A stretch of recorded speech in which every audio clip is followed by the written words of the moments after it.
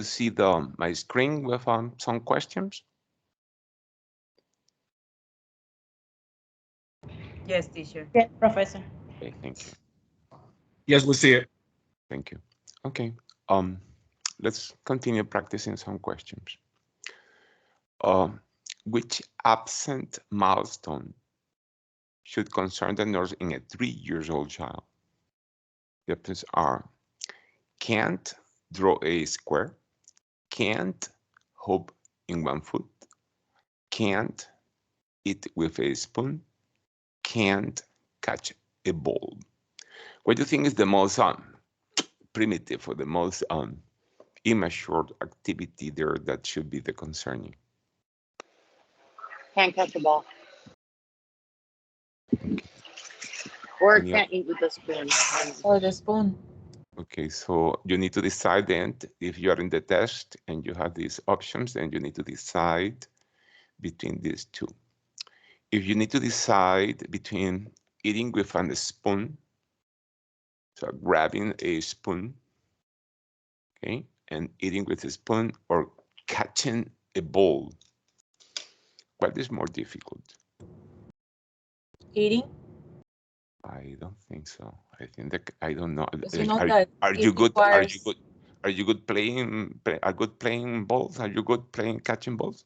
No, I was going to say, Profe, that you know that requiring fine skill, fine grabbing, you know, grabbing, like a fine motor skill to eat, right? Kind of. No, no. Remember that after 1 year, they already master the Okay. pins. 1 year, they master the pins, so they can oppose the thumb to the rest of the fingers.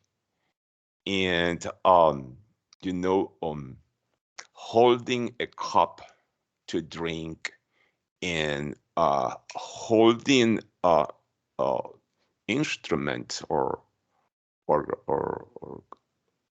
any cutlery or etc. Holding like this is not a big issue.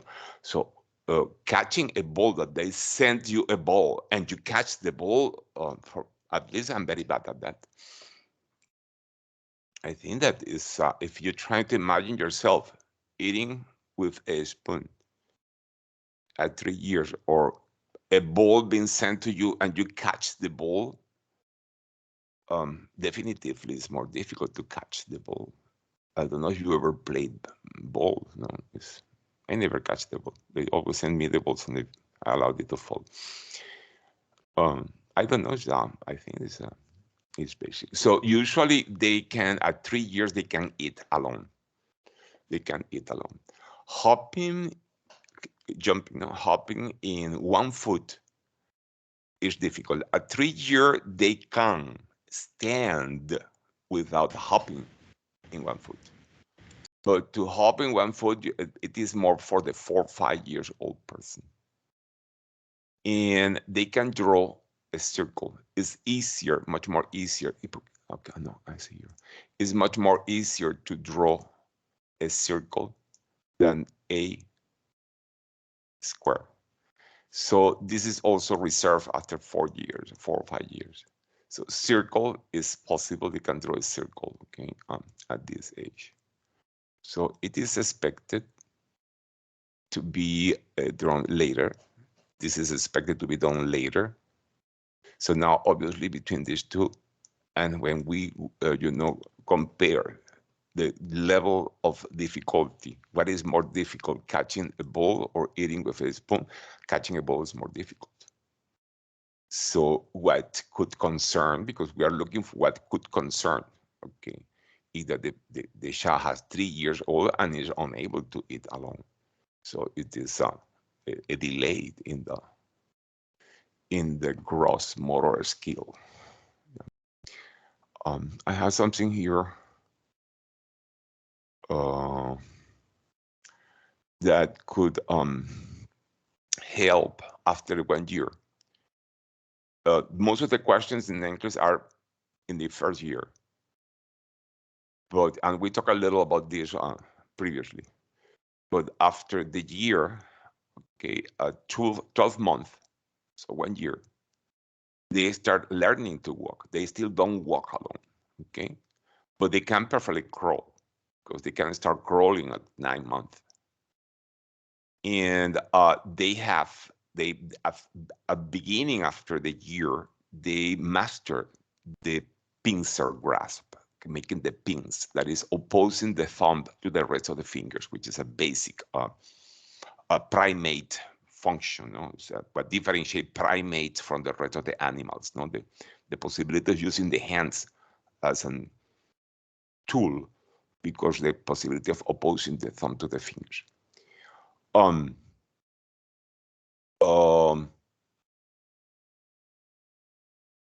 Yeah, separation anxiety is an important issue. You need to know that separation anxiety tends to start between 6 to 9 months. And separation anxiety is super important after 6 months in the nursing management of sick children. 1.5 years, they already are walking. And they can throw a ball. They can throw a ball. It's much easier to throw a ball and can go whatever than to catching a ball. And jumps with both feet in place, but with both feet. The classical 3 to 4 block tower that start being built at 3 to 4 blocks at this age. And okay, the others are not very significant. 2 years, okay, can go up and down stairs and can run, okay. They can build bigger number of blocks towers. And yes, the parallel plays is important, frequently tested, that at this age they plays parallel. Well, before 1 year solitary, at this age is parallel. 3 years is an important benchmark, frequently tested. And can pedal a tricycle and can draw a circle, fits without help, and can, you know, color crayons. They are all time why. They start having the associative, okay, play, and they start, okay, having the toilet training. This is they can 3 to 4 years they can start, they learned how to undress first. They first learn how to undress, and then they're starting to learn how to dress. Okay, so more or less trying to know very well the first year, because it's the most frequently tested, and try to have an idea of the 3 years, because it's very common questions in this moment. Okay. So that's it. This is a type of question that is from time to time in English. You need to be aware of that. Okay. So definitively, I'll answer in my test that a child 3 years cannot eat with a spoon. It's delayed, definitively delayed. But catching the ball, I can't. I'm very bad at that. I can throw a ball, but I cannot guarantee in which direction it's going. That's it. But catching a ball, well, that's why I never could play baseball. You need to be an athlete to catch a ball. Nurse received 4 phone calls from it is similar to something we did last time. Nurse received 4 phone calls from pregnant women in their last trimester of pregnancy. Which call should be answered first? A, client can't sleep supine because shortness of breath. B, client with frequent heartburn. Do you know that this is expected? At last trimester, okay, a woman cannot be supine because, you know, the weight of the uterus prevents her from breathing, okay, and heartburn is common. So you know that A and B can be easily ruled out. And then we need to be working with C and D. Client who can't remove wedding ring and client with frequent non-painful uterine contraction. So you need to decide between these two. Which one do you think is the important? Sí. Who can't remove wedding ring? Yeah. And what are you thinking in? Preeclampsia? Preeclampsia. Preeclampsia. You see edema in the Exactly, in the hands, too much edema. No? And when you have too much edema, what you need to think is in preeclampsia. What about Diaz in diamond? What do you think about this?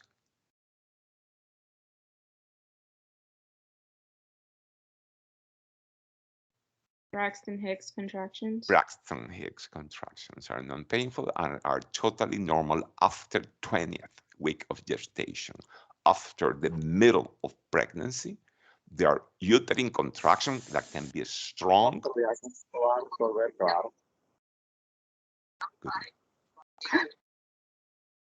Is a question or is a open microphone? Okay. So Braxton Hicks contraction, everybody must to know that this is expected, it's normal, so it's not concerning. A diabetic client has been diagnosed with gastroparesis, gastrostemic paresis, hemiparesis, hemiplegia, hemiparesis. Which medication the nurse expect to be prescribed? Omeprazole, metoclopramide, metronidazole, ranitidine. What is gastroparesis? It is in the stomach, yeah? So you have that in the test. Suppose that you don't have any idea, first time that you hear this word. So need to be something in the stomach, okay? But you already should know, I think I should know that when a person has a stroke, half the body is or weak, and then it's called hemiparesis or hemiparesis, or paralyzed, and then it's called hemiplegia. Hemiparesis, weakness in half the body. Hemiplegia, paralysis in half the body. Yeah, you should know that because it's something basic in a stroke. No? If paresis is weakness, this is weakness of the stomach. What is the function of the stomach? Well, that had to do with a strength, is to have peristalsis. And how is the peristalsis of the stomach? Well, first is a peristalsis churning the content, the food that you eat, and mixing it with the juices that are produced in the stomach, the gastric juices that contains hydrochloric acid and pepsin, no? An intrinsic factor. And this is churning up and down, up and down. But at the end, the stomach finally should open the pyloric valve here and propulse the gastric content to the duodenum.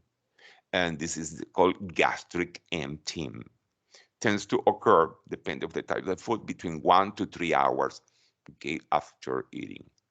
But sometimes there are people that have a lazy stomach that is not doing this movement, and it's called gastroparesis. Which disease, which common disease produces gastroparesis with frequency? Who knows?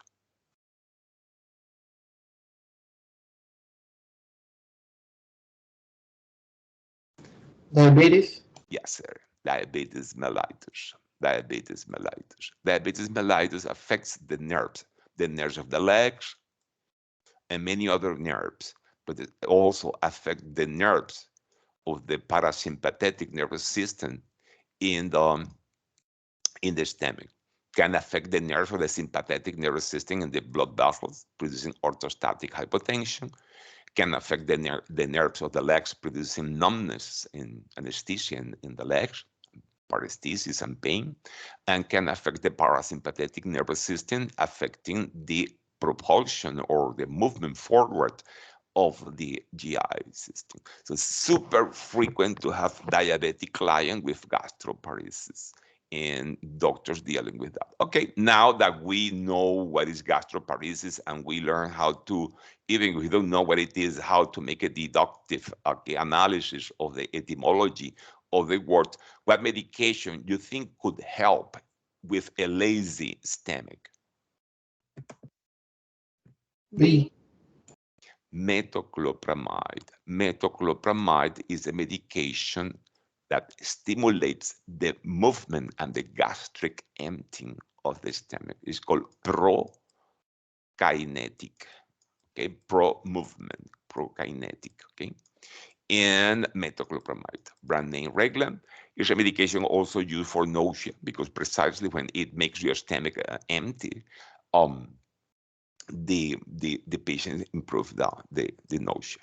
Metoclopramide, okay? The role of omeprazole and ranitidine both is to decrease the secretion of acid that has nothing to do specifically with gastroparesis.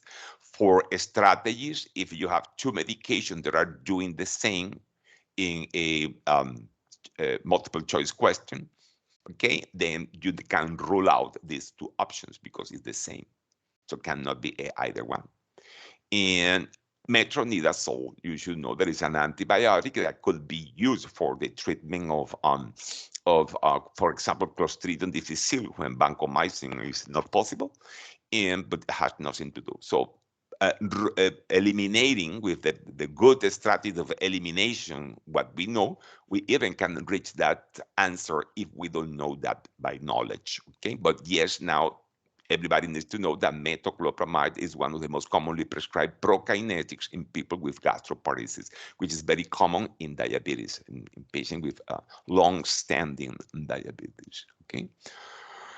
So remember that in Nclex, you need to know basically two stuff in pharmacology. First, for what, with which purpose is given the medication, which one is the desired outcome. So now we know that metoclopramide can be used as a prokinetic in gastroparesis, but is also used in nausea. Second, which side effects the medication can have, okay? Metoclopramide, you know which side effect is important to remember? Anybody knows? No idea? Okay. Metoclopramide block the dopamine receptors. If you block the dopamine receptor, which side effect you can have? Parkinsonism. Parkinsonism. Exactly. Mimetic. Exactly. EPS. Across, yeah. Extrapyramidal syndromes. So it can be dystonia, can be Parkinsonism, could be, akathisia, especially in children. Light We can Parkinson. yes. And of course, in very old adult that have type 2 diabetes, you can see that manifestation, okay? And this is the most important adverse effect, okay? Is the possibility of extrapyramidal syndromes in those patients. Good. So remember that we need to always, each time you study medication, for what is the medication, which one is the desired outcome, which side effects are the most important, okay, to have in mind. Perfect. How the nurse explores the fifth cranial nerve, cerebral apply. So let's see which one is true. Make the client close the...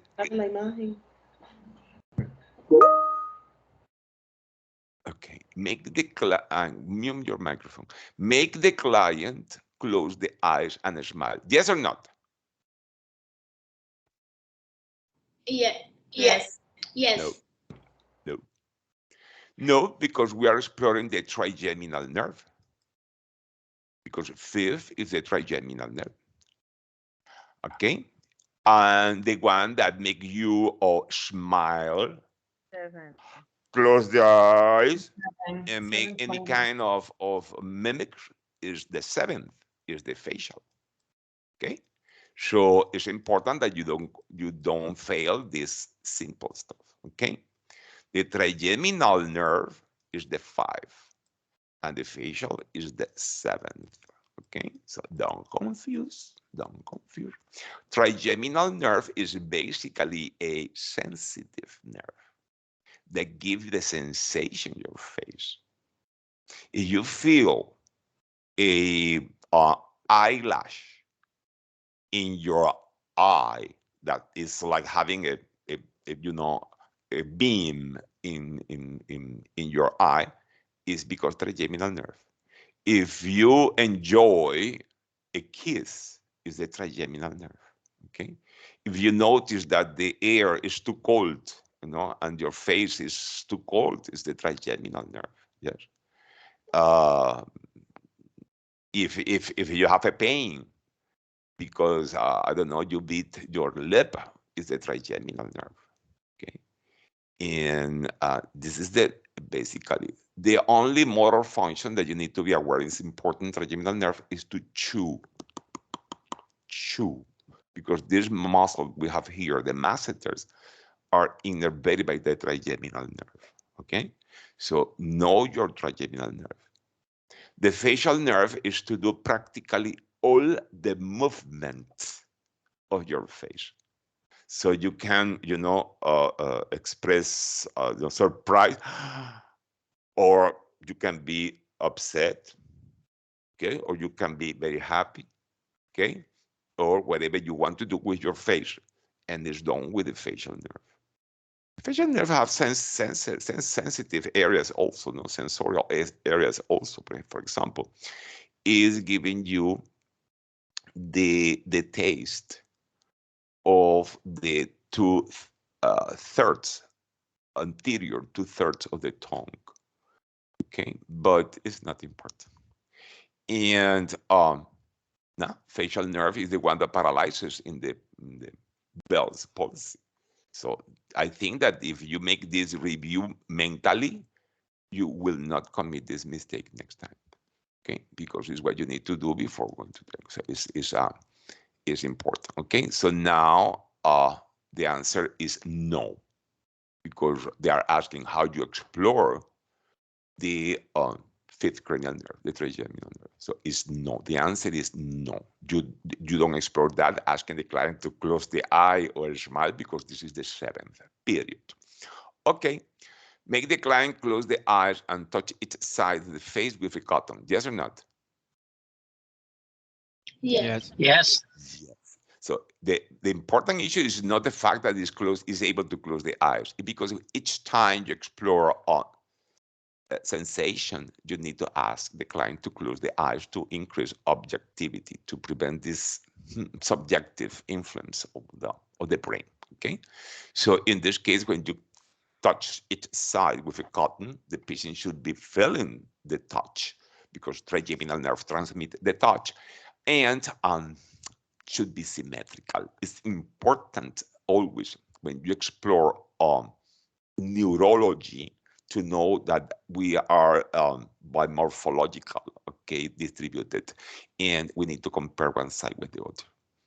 The same as circulation, arterial circulation. Okay, yes, definitively yes. Same could be with a needle, same could be with something cold or hot or warm, because all those sensations are transmitted by the fifth cranial nerve. Okay, ask the client to clench the jaw and palpate each side, yes or not? Yes. Yes, because we said there is a motor function in the nerve, which is the masseters. When you clench, okay, when you clench your feet, when you clench your jaw, when you contract, when you close, okay, you are contracting the two masseters, and you compare the intensity of the contraction.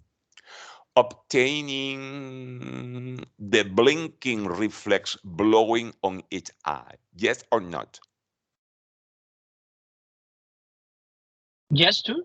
Yes, because I said the sensation, this exquisite, intense sensation that you experience in your eye, even when a little teeny eyelash is in your eye, is transmitted by this nerve. So if you blow air, the air, and the patient blinks because it is a reflex that protects the eyes, an important organ to survive. Okay, that's why for survival, any animal has this reflex that protects the eye. Then there is something that is blowing, before the injury occurs, we blink, we close the eye to protect the eyes. This blinking reflex is mediated by the fifth cranial nerve. okay? So yes, basically the blinking reflex is the exploration of the fifth cranial nerve. Asking the client to move the eyeballs in all directions, yes or not? No. No, because this is 3, 4, and 6. When you do this, you are exploring what? Oculomotor, trochlear, and abducens. Please know your cranial nerve because I know it is high yield for anchors in this component of assessment. Remember that only RNs can do assessment. LPNs and CNAs and other people cannot do assessment. Only the RN. Okay, the RN needs to know assessment to be granted the license of RN. It makes sense, no? So now your brain understands that it's important that you study assessment because this test that you are going to take, the NCLEX, is to give you the license of RN and need to include assessment. Have logic. Many questions of assessment. Among those questions, cranial nerve exploration is frequent. A client with severe dehydration is receiving fluid through a peripheral IV. The client is confused and pulls out the catheter several times. What is the nurse priority at this moment? Okay, that when this happens. A, obtain a doctor's order for arm restraints. B, insert another IV catheter to reestablish fluids. C, explain the client the importance of not pulling the IV. D, medicate the client with a PRN or the anxiolytic. What is the priority? B. B. B. Absolutely, absolutely. The priority is B as in boy. Okay, so the priority here for Maslow is the physiological need of rehydrate the client.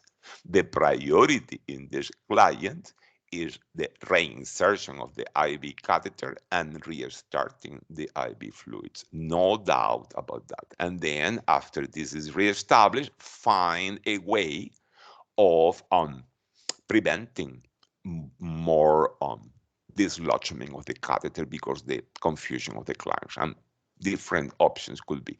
By the way, if you have a client in this scenario, okay, a person that has an IV in the arm, okay, in the arm, there is an IV and the client is pulling continuously this IV because it's confused, okay? So has an IV here and is pulling all time the IV, yeah. And what do you think is the least invasive and the least restraining intervention you can do? Who can tell me what you do in this case? Because it was a question in Nclex that is much farther. What you do to prevent this client from going with the other hand and pulling this catheter? Chemical restraint. So you can request a restraint to hold this arm, okay, with a wrist restraint, no? This is your position. Okay. Can you imagine, okay, of course, the question is going to be easier because they are giving you the options. Can you imagine an alternative for a confused client that could be less restraining? There's As something. Yes, There's something cover that you with can the put on top of the IV. I don't remember the name. okay, yes, you can cover that with whatever Yes, you want. Okay, that. with whatever you want. Okay, you can cover that. And that's it. This is what we do first in nursing. Okay, so we cover this with ¿cómo se llama? A sleeve or any device that can hide the catheter, and this way the patient has less possibility of pulling. Okay, suppose that is not working, then you escalate to the restraint. But always the rule in Nclex for the test is to attempt first the least restraining intervention. So if they give you a list, and of course, I told you, I said that it's going to be easier, the question, than the question that I'm asking you in this moment, because you are going to have the options and you are going to have the options presented. So, but what I wanted you to have in mind as a rule to answer question of restraints is always choose first the least restraining intervention. Okay, so using a restraint is probably the second or the third option. First, there are alternatives that are less restraining. So this is the message. That's it. This is what I wanted to explain. An infant who has been in foster care since birth requires a blood transfusion. Who is authorized to give written informed consent for the procedure? The foster mother, the social worker who manages the case officially, the hospital ethics committee, the court who knows of the foster care case. The foster mother. Absolutely. So this is the answer. Any person that doesn't know what is a foster mother is a person. This case, of course, is a mother. No? Is a woman that has been assigned the child. No permanent, not in adoption. It's not adoption. Is for a while the services, the for benefit of the child decide what to do with them. And meanwhile, the authority is giving of caring of the child to a foster mother. Meanwhile, this happens, the decision, the consent is given by the foster mother. So it's a legal issue that you need to know. Remember that we nurses obtain the signature of the consent. The consent can be asked and obtained verbally by the doctor. But the fact of signing the consent, okay, the consent is nursing. And we need to know who can sign the consent, okay, because it's part of that very well. The nurse recognizes which of the following medication as a tocolytic: betamethason, terbutaline, carbopros, methargine. What of this medication is it? First, what is a tocolytic? And second, which one of these is a tocolytic? So tocolytic, what is tocolytic? It's a medication that do what? Premature. Decrease uterine contraction.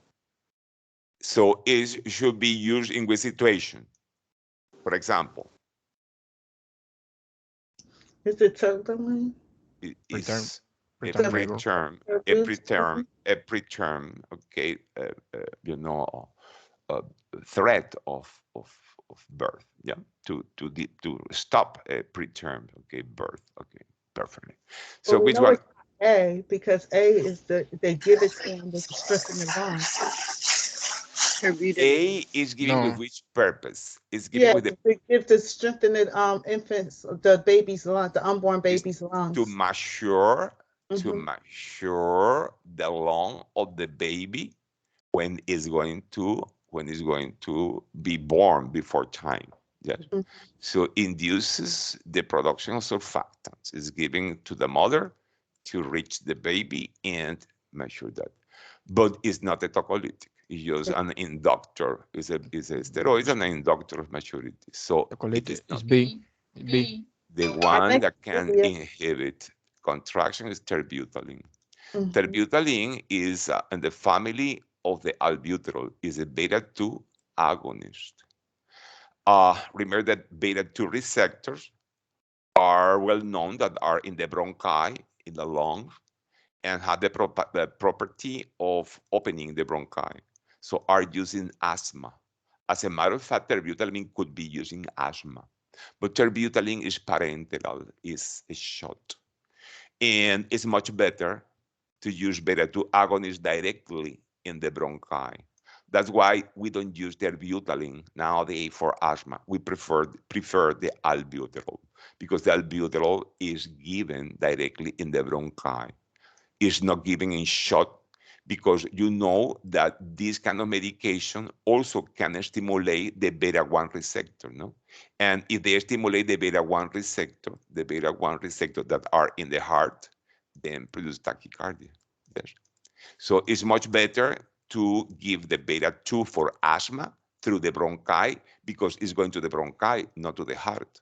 But when we inject terbutaline to a woman to stop the labor in the uterus, in the uterus that is contracting, then necessarily this medication is going to the heart. So which one is the most important adverse effect or side effect of the terbutaline administration in a pregnant woman with premature birth? Tachycardia. Tachycardia, And yeah. arrhythmias. Yes, tachycardia and arrhythmias. Okay, so there is no need of memorizing that. Okay, so knowing that terbutaline is the sister of the albuterol, okay, and also sister of the adrenaline or epinephrine, then we understand that is a beta-2 agonist. Beta-2 receptors inhibit the uterine contraction, the same way that inhibit the smooth muscle of the bronchi, because when the bronchi that has a smooth muscle, in the walls, okay, is receiving terbutaline, the smooth muscle relaxes, and now the bronchi is wider, is wider. And this is the way that works, okay? But also in the uterus, okay, the muscle of the uterus, when the beta-2 receptors are stimulated, stop contracting. So the uterine contraction stops. But the side effect is the tachycardia. So need to be good in the pharmacology. So for what is the terbutaline? Well, is a medication that stimulates the receptors beta-2. Where could be useful? In the bronchi and the uterus. And why is not using the bronchi? Because albuterol is better. It has less tachycardia, produces less because go directly to the bronchi without passing through the heart.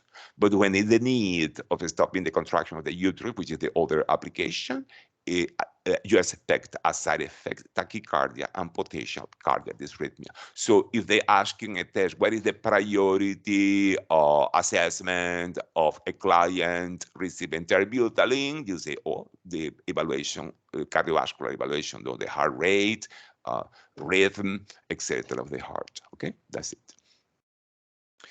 Talking about asthma, client has a crisis of acute asthma.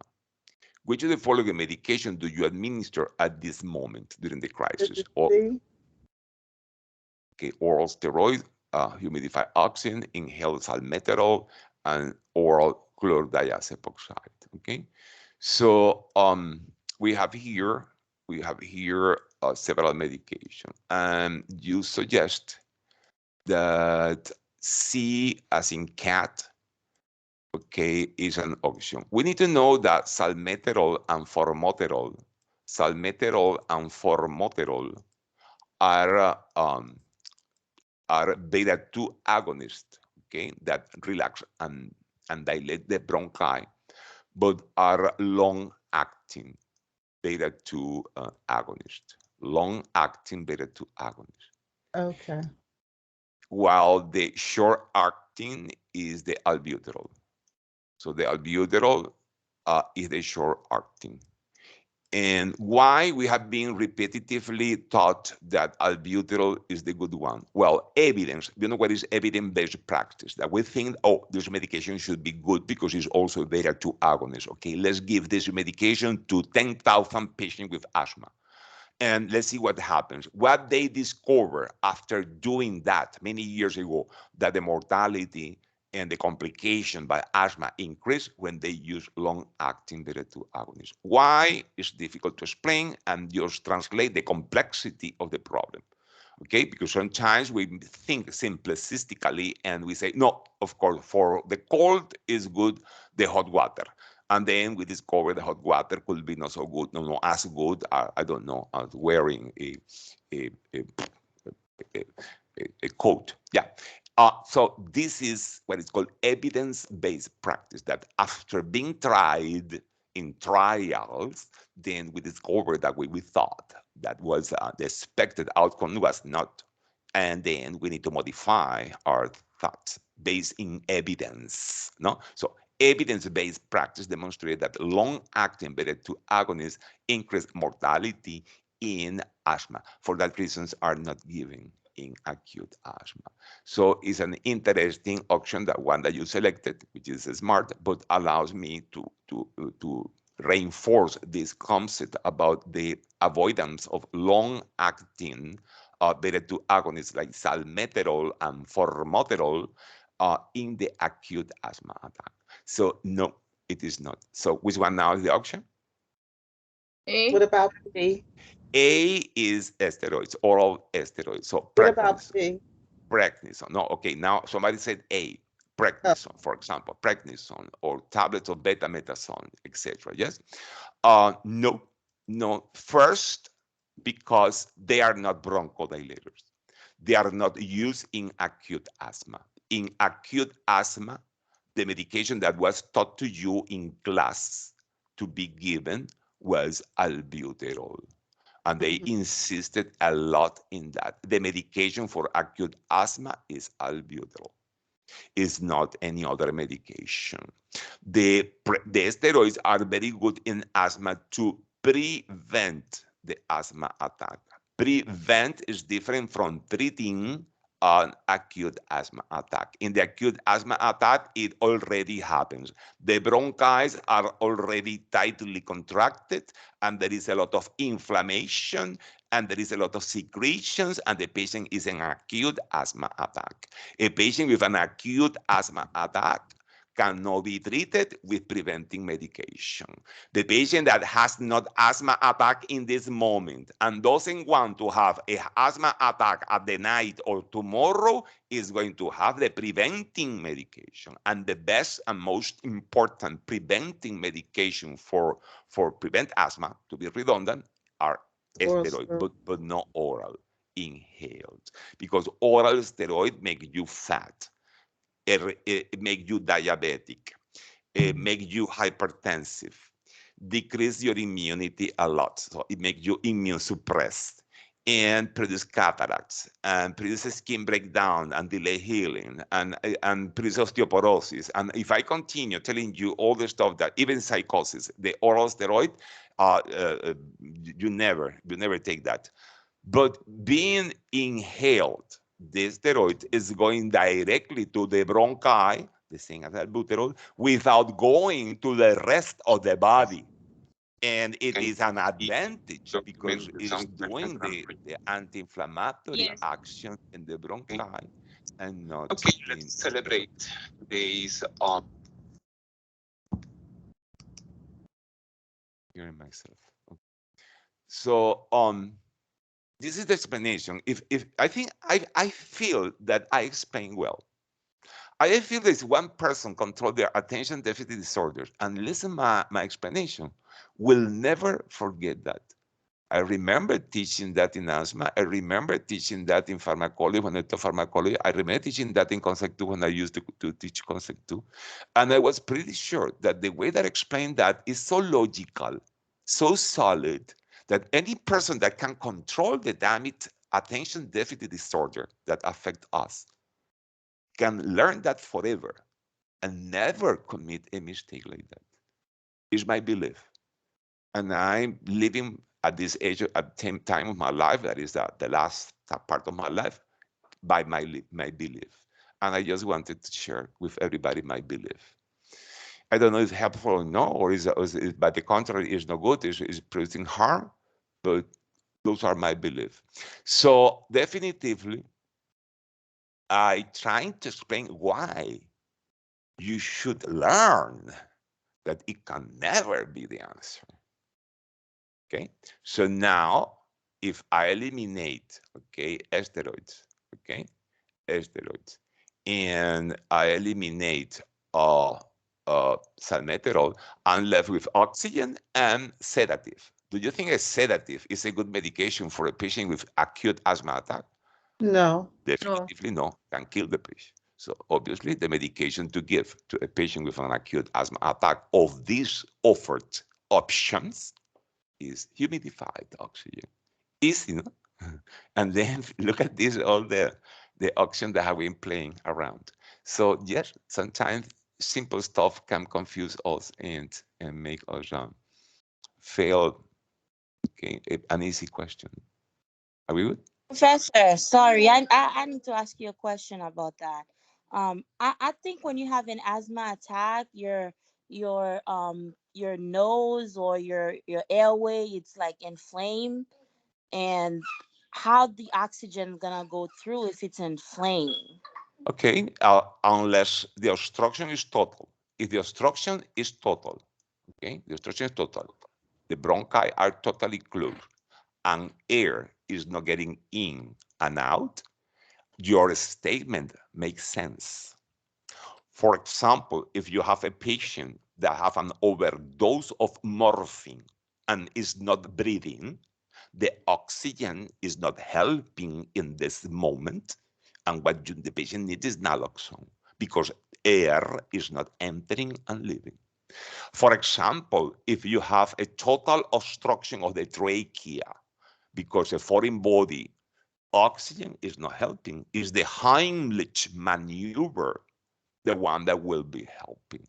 But then you are assuming that because there is a partial obstruction of the airways in asthma, the air is not entering and leaving. Yes, meanwhile, in asthma attack, meanwhile, the patient is alive, air is entering and leaving. And for that reason, if you with room air are breathing in only 21% of oxygen, so the rest, the 79, is nitrogen. But if you give oxygen and you elevate this to whatever, say 40%, 60%, or 100% oxygen, now even being less than normal, the amount of air that is reaching the lungs, at least this decreased amount of air is containing more oxygen and is delivering more oxygen to the circulation. So yes, in acute asthma attack, that is indication of giving oxygen. Is clear now? Okay, thank you, Professor. Pleasure. Very good. Very good. This is the way of asking and clarifying concepts. So she's right in that in some situations, oxygen is not useful. But in this situation, is yes, useful. The administration of oxygen improve the O2 saturation of the patient because you are delivering more inspiratory fraction of oxygen and the patient will benefit. A client is recovering from an endoscopy and the nurse notes the client is drooling and coughing. So after an endoscopy, upper GI endoscopy, the client is drooling and coughing. What should the nurse assess first? Gag reflex, pulse oximetry, pupils reaction to light, lung sounds. Lung sound? Long sound? Long sound. Everybody is clear.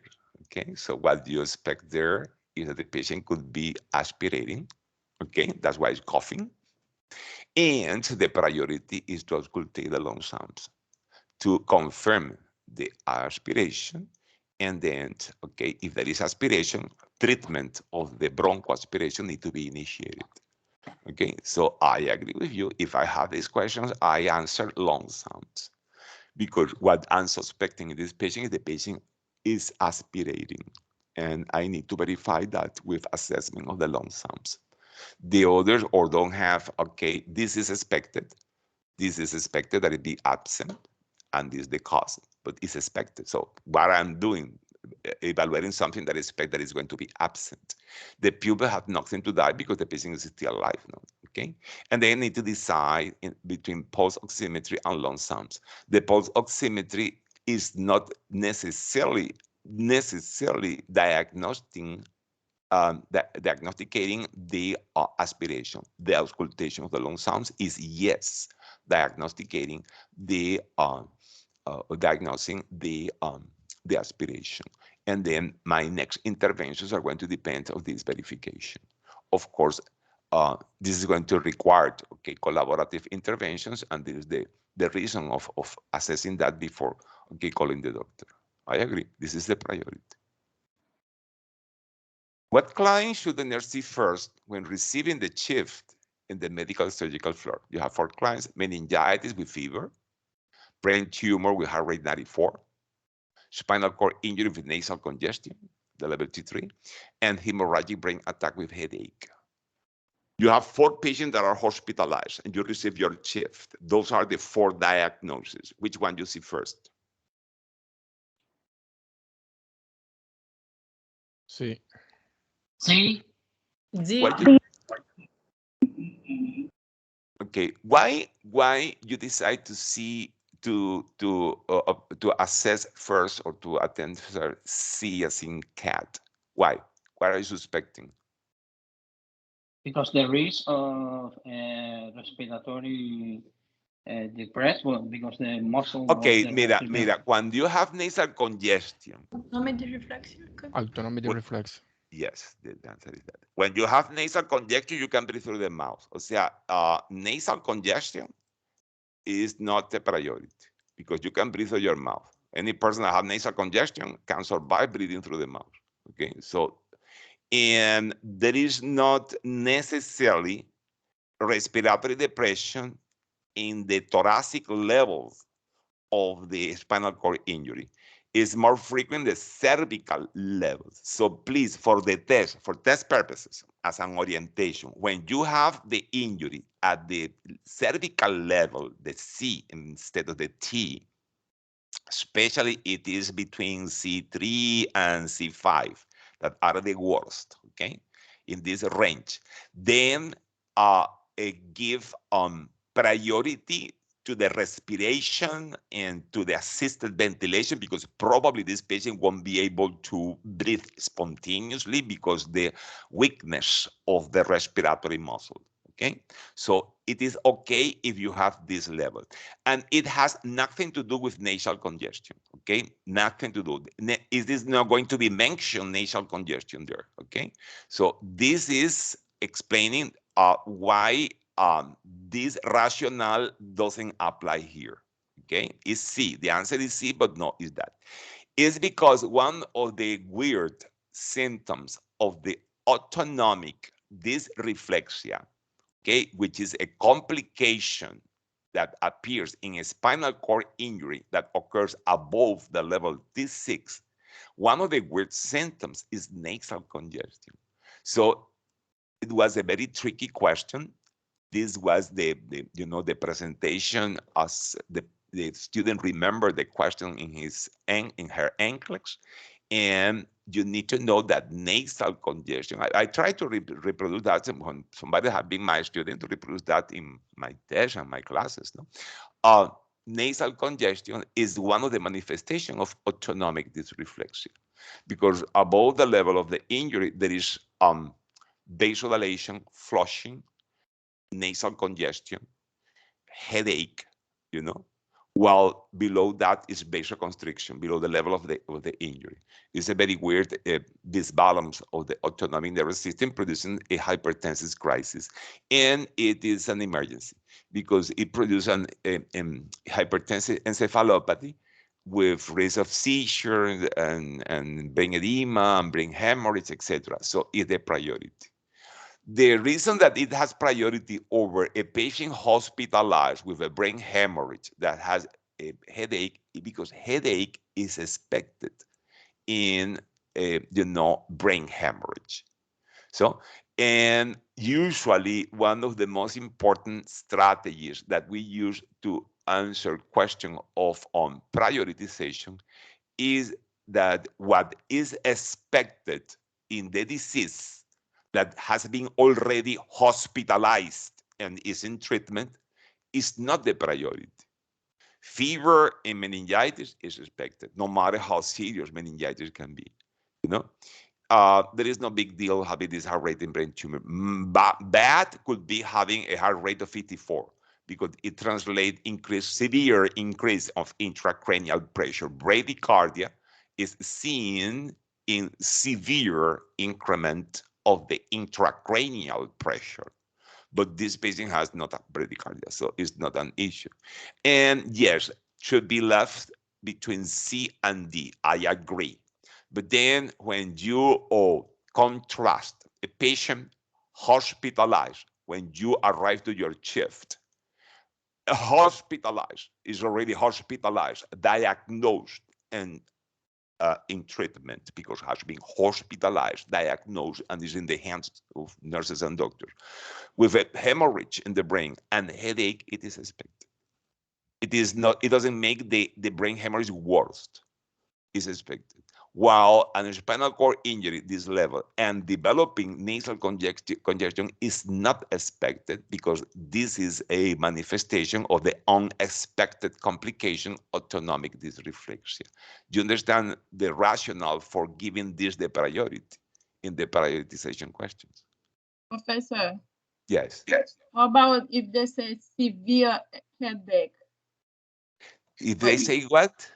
Severe headache for letter D. If they say attack with severe headache. The one, the brain hemorrhage. Okay, a brain hemorrhage with a headache. With a severe, they said like the headache is severe. Severe. Severe headache. Severe headache. Well, it's the same situation. Hemorrhage in the brain produces severe headache. Brain hemorrhage produces the worst headache of your life. Yeah. And the worst headache of your life is severe. And I think it's the same situation. Okay, when you need to decide if the patient has been hospitalized with brain hemorrhage, has been diagnosed with brain hemorrhage, has headache, which I assume would be severe, okay, and is hospitalized, is in treatment, okay, already hospitalized, is more stable, has, because everything is expected in the client, there is no need of changing management in comparison with a patient with a spinal cord injury at this level that is presenting autonomic dysreflexia because it requires immediate interventions. So if you are dealing with pain in brain hemorrhage, the only nursing intervention that is required there is administer the ordered pain medication. What needs to be done in a patient with spinal cord injuries and nasal congestion is to rule out immediately through assessment, simply checking the blood pressure, if the patient is having an autonomic dysreflexia, and if the person is having a hypertensive crisis, need to be managed. Okay, even you can independently lower the blood pressure sitting the client, because this kind of autonomic dysreflexia occur, okay, when the patient can already be moved, okay? And so a hypertensive crisis has priority over, okay, pain, over pain.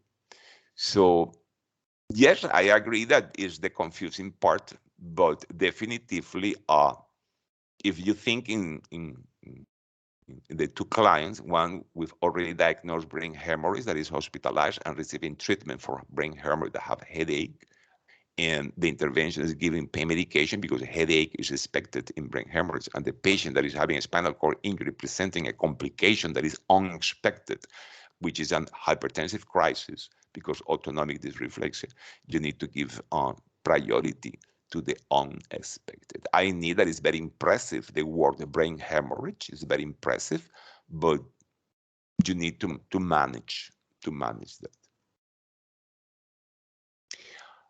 Which client should the nurse see first in the psychiatric ward or unit? Bipolar patient and screaming with anger, schizophrenic having auditory hallucinations and fear, client paroxetine showing rigidity and tachycardia, bulimic locked in the restroom for too long after lunch. What is the priority here? C. Yeah. And what condition are you suspecting in C?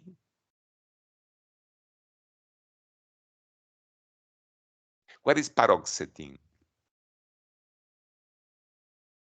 Fluoxetine? SSRI. fluoxetine, sertraline,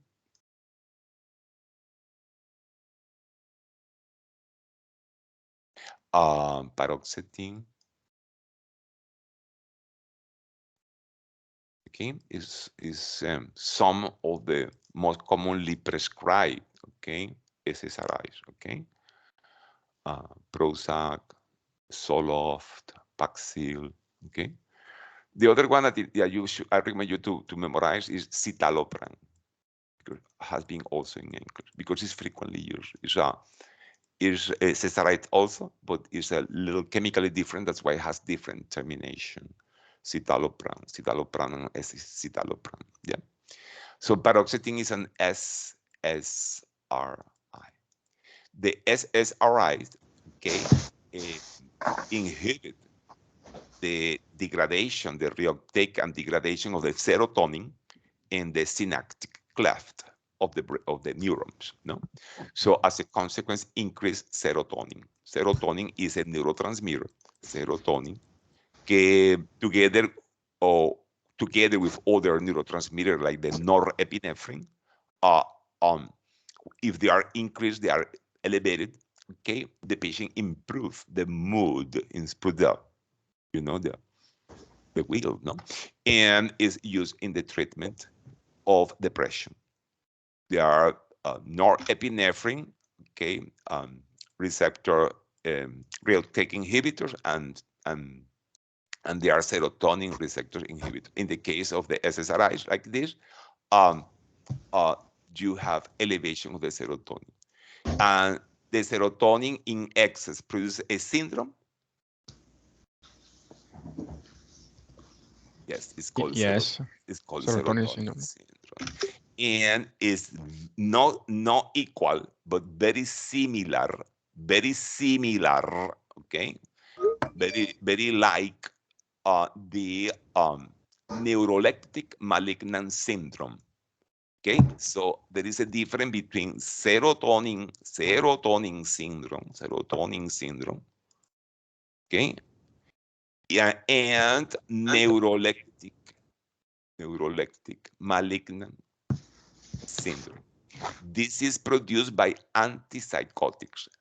When you are depressed, you are not cuckoo, you are not loco, you are not psychotic. The antipsychotic when you are cuckoo, when you are loco, no, when you have a schizophrenia or you have a bipolar psychosis, etc. Yeah. So antipsychotics is the difference, another group of medication. Okay, antipsychotic.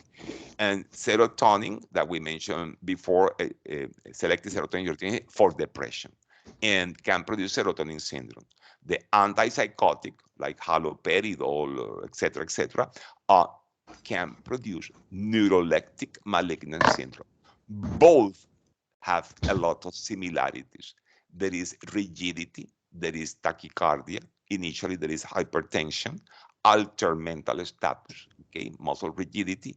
In the neuroleptic malignant syndrome, there is a lot of fever, okay, a lot of fever or high temperature, okay, and both have in common high lethality, so are potentially mortal.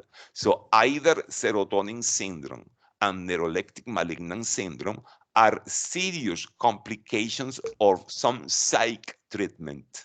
The serotonin syndrome for the SSRIs and the neuroleptic malignant syndrome for the antipsychotic medication, okay? So clozapine, olanzapine, quetiapine, all those antipsychotics that we studied could produce the neuroleptic malignant syndrome. The serotonin, the SSRIs, fluoxetine, sertraline, paroxetine, citalopram, etc. Yes, but both have in common are priorities. Both are mortal. Both produce rigidity, stiffness. When you say loco, tieso, y con fiebre. So when you see somebody that is a psychiatric patient with rigidity, stiff, and with fever, and tachycardia and altered mental status, taking medications like this, you need to think in either one depending on the medication that is receiving. And what you need to know in Nclex is very simple. It is a priority because the patient can die. And you cannot do anything except call the doctor and transfer the client to ICU. And of course, the medications should be discontinued. This is the most important to know about this neuroleptic malignant syndrome and serotonin syndrome for Nclex. What is the most important role of the nurse that need to be demonstrated in Nclex in those complications of the treatment? Being able to recognize them, one, because the symptoms, and second, to recognize the potential lethality and the priority that those symptoms imply, and the need of calling the doctor and transferring the client to intensive care. Is it clear? So summarizing, you need to have a little, well defined what is depression, what is psychosis, what is an antidepressant, what is an antipsychotic. And you need to have very clear the most commonly used antidepressants. So you need to review that because from pharmacology, in my experience, from the point of view of pharmacology for Nclex, the most important medications are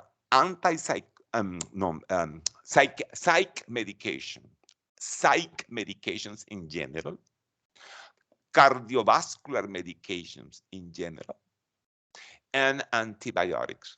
Okay, so those are, any medication can be tested, but those are the three important areas that you should know going for the Nclex.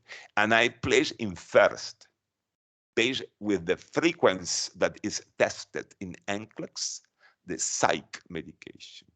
Because for your information, the number one reason hospitalization in the United States of America are psychiatric problems. The lifestyle of the people.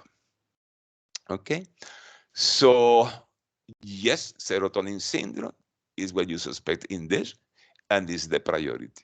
The other are not going to die as soon as this. Are we good? Which pediatric client sees the nurse first? Infant with cough and temperature 1 or 2, asthma, attack. Sorry for the typos, guys, because there I just copy and paste that very quickly, and there is a lot of attack.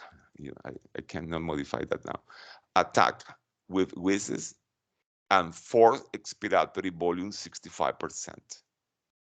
5-year-old with epiglottitis and drooling. 6-month-old with RSV infections and wheezes. Which one do you think is the priority? C. C. The drilling. Yeah, we have here problems for A, B, and C. Yeah. So obviously we have these infants that have fever, but fever, because infections are not emergencies, are urgencies, but not emergencies. So fevers need to be assessed, the cause in case of infection.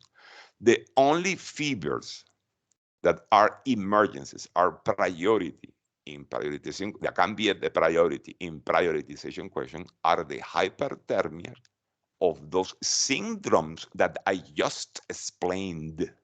Okay, so serotonin syndrome, neuroleptic malignant syndrome, or the hyperthermia of people receiving anesthesia or that recently received anesthesia, so in the PACU, which is the malignant hyperthermia. The malignant hyperthermia. So would that be a fever higher than 105? Well, if you have, for example, a heat stroke, you can have a fever more than 105, could be a priority. But fever, because infection don't kill. Fever is the way that the body combats the infection. So even in children, because people in the street are very scared because I've heard that some children, when they have fever, they have seizures. And it's independently of how high the fever is how rapid the fever elevates more than how high the fever is. So a child with a fever of 102 will have seizures, and a child with fever 105 could not have seizures. You understand? But people are very okay. Seizure with fever are very benign. Okay, are very benign. Don't make the patient epileptic, so don't necessarily is going to continue the patient having seizures the rest of their life, and are not going to produce brain damage or death or something like this. So in general, fever is not an ABC problem. But if the fever is related with neuroleptic malignant syndrome, malignant hyperthermia, serotonin syndrome, of course, heat stroke, or thyroid storm, then not because of fever, it's because that is associated to the fever, then those could be priorities. So those are the possible priorities. But no, a fever is something that need to be assessed, need to be attended, should not be ignored. But if you need to see there is another priority in the question, because fever is not frequently placed as a priority, except, and I'm speaking very, very, very, I don't know, marked to drill information, even with problem of attention, except the examples that I mentioned before, in which more than fever, we could prefer to call that hyperthermia. And it's not because the temperature, it's because what is associated with that, okay? With the heat stroke, the rhabdomyolysis, with the neuroleptic malignant syndrome, and also the brain edema, and also the rhabdomyolysis, etc. What is associated with this fever? Not because the fever is producing that, is because those conditions produce those other complications.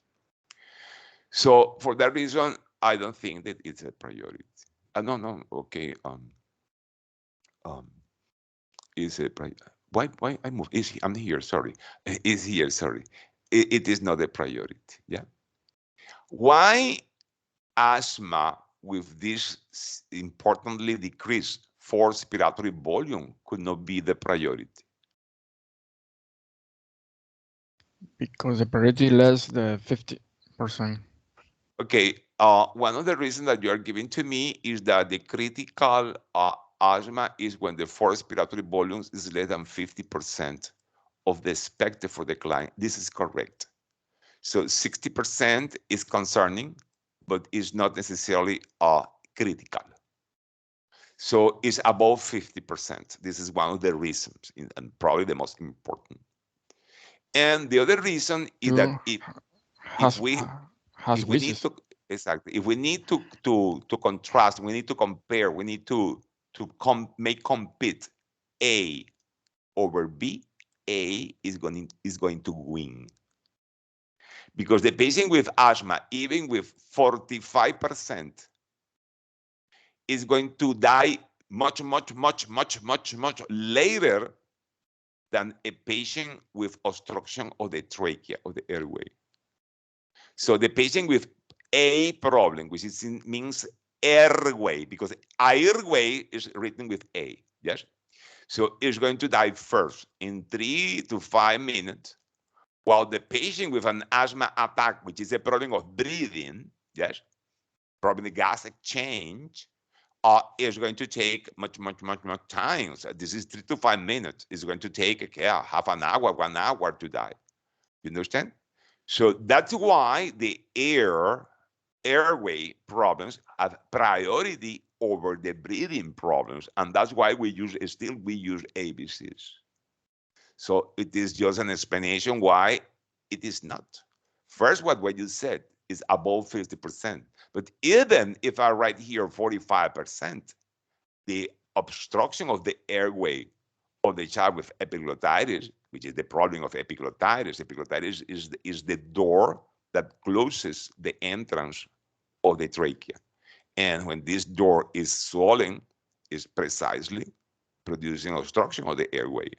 And once the airway is obstructed, okay, the child have 3 to 5 minutes, okay, to be rescued. Okay, a patient with a severe asthma attack can last much longer. Obviously, RSV is a benign infection that is expected with this because it's producing, okay,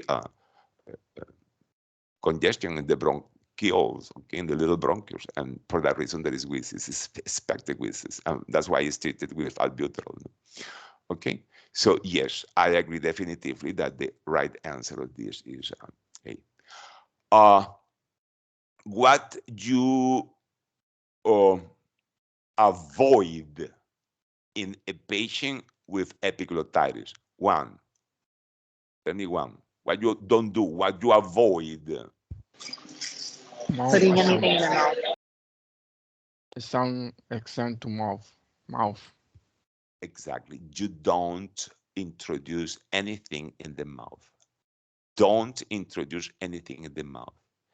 I think that I heard that you avoid making the baby lean backward. So you don't make the baby to adopt the recumbent position. You allow the baby to stay in the tripod position. Yeah. And the third that you should avoid is don't allow the child to cry. Okay, remember that child can be scared, can be in pain because you are drawing blood or something like this. So a child with this condition should not be crying. Crying produces the total closure of the stuff of the airway. So you avoid the crying from crying. So for example, if you send a small a child with separation anxiety, it's very important to allow the parents to stay with the child to provide comfort because you don't want the child to cry. Yeah. And of course, you postpone the painful interventions, okay, until, okay, the people that can rescue an acute obstruction of the airway with intubation, tracheostomy, etc., is present, which makes sense and could be an excellent Nclex question, okay?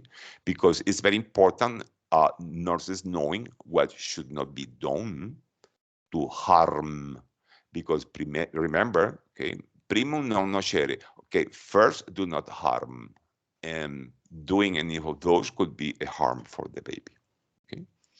When we apply this concept that first do not harm, we are applying beneficence or non-maleficence. Non-maleficent. Exactly, non-maleficence. Very good. A 5-month-old infant is brought to the clinic by the mother who reports he has nasal congestion, fever, and difficulty breathing. The nurse should do first what? Ask for history of allergies, performs a respiratory assessment, notify the physician, takes vital signs, including temperature. What is the first to do? Vital signs. Okay, so you have the options of vital sign and the option of a Respiratory focus, assessment. focus assessment to the problem. So it is usual, okay, because you can postpone that for later, and obviously need to be left between B and C. So you have the options of taking the vital signs, okay, that are important, but you need to decide which one is more important, okay?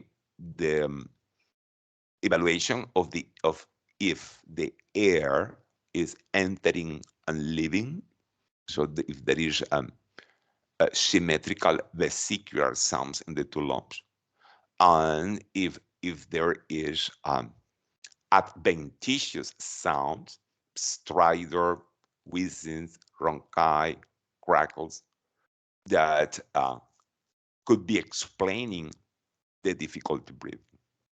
Okay, because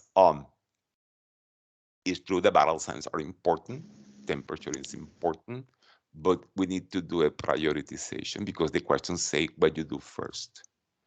And the tendency is to learn that in our assessments, in situations where there is a certain priority, we need to favor the focus assessment that is addressing the problem.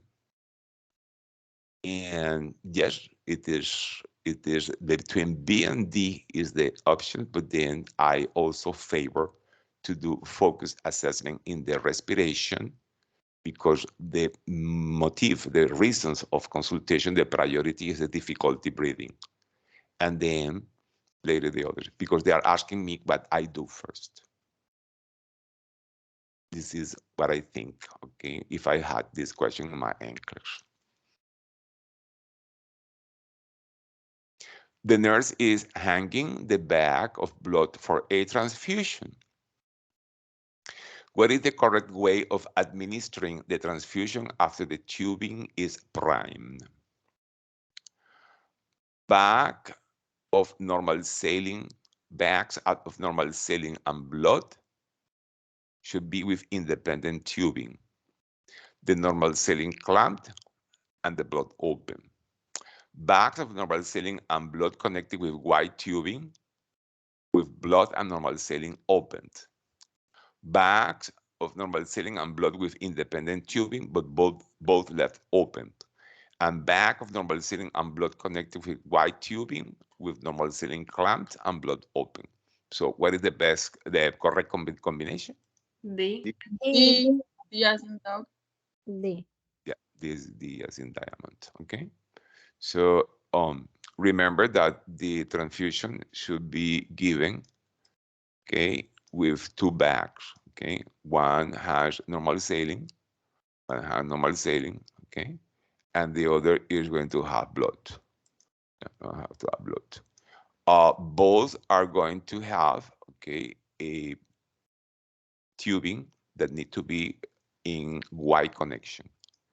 This tubing go to the patient. This tubing must have a filter, inline filter. Yes, it's necessary. So it's a special tubing, okay? And it goes to the client. It goes to the client, okay? To the client, okay? And it has two clamps, and the clamp of the normal saline should be closed, while the clamp of the blood should be open. So what you should be seeing here is blood here in this tubing. That's why when there is a reaction, you cannot use this tubing to pass the normal saline because it's full of blood, and then you will be,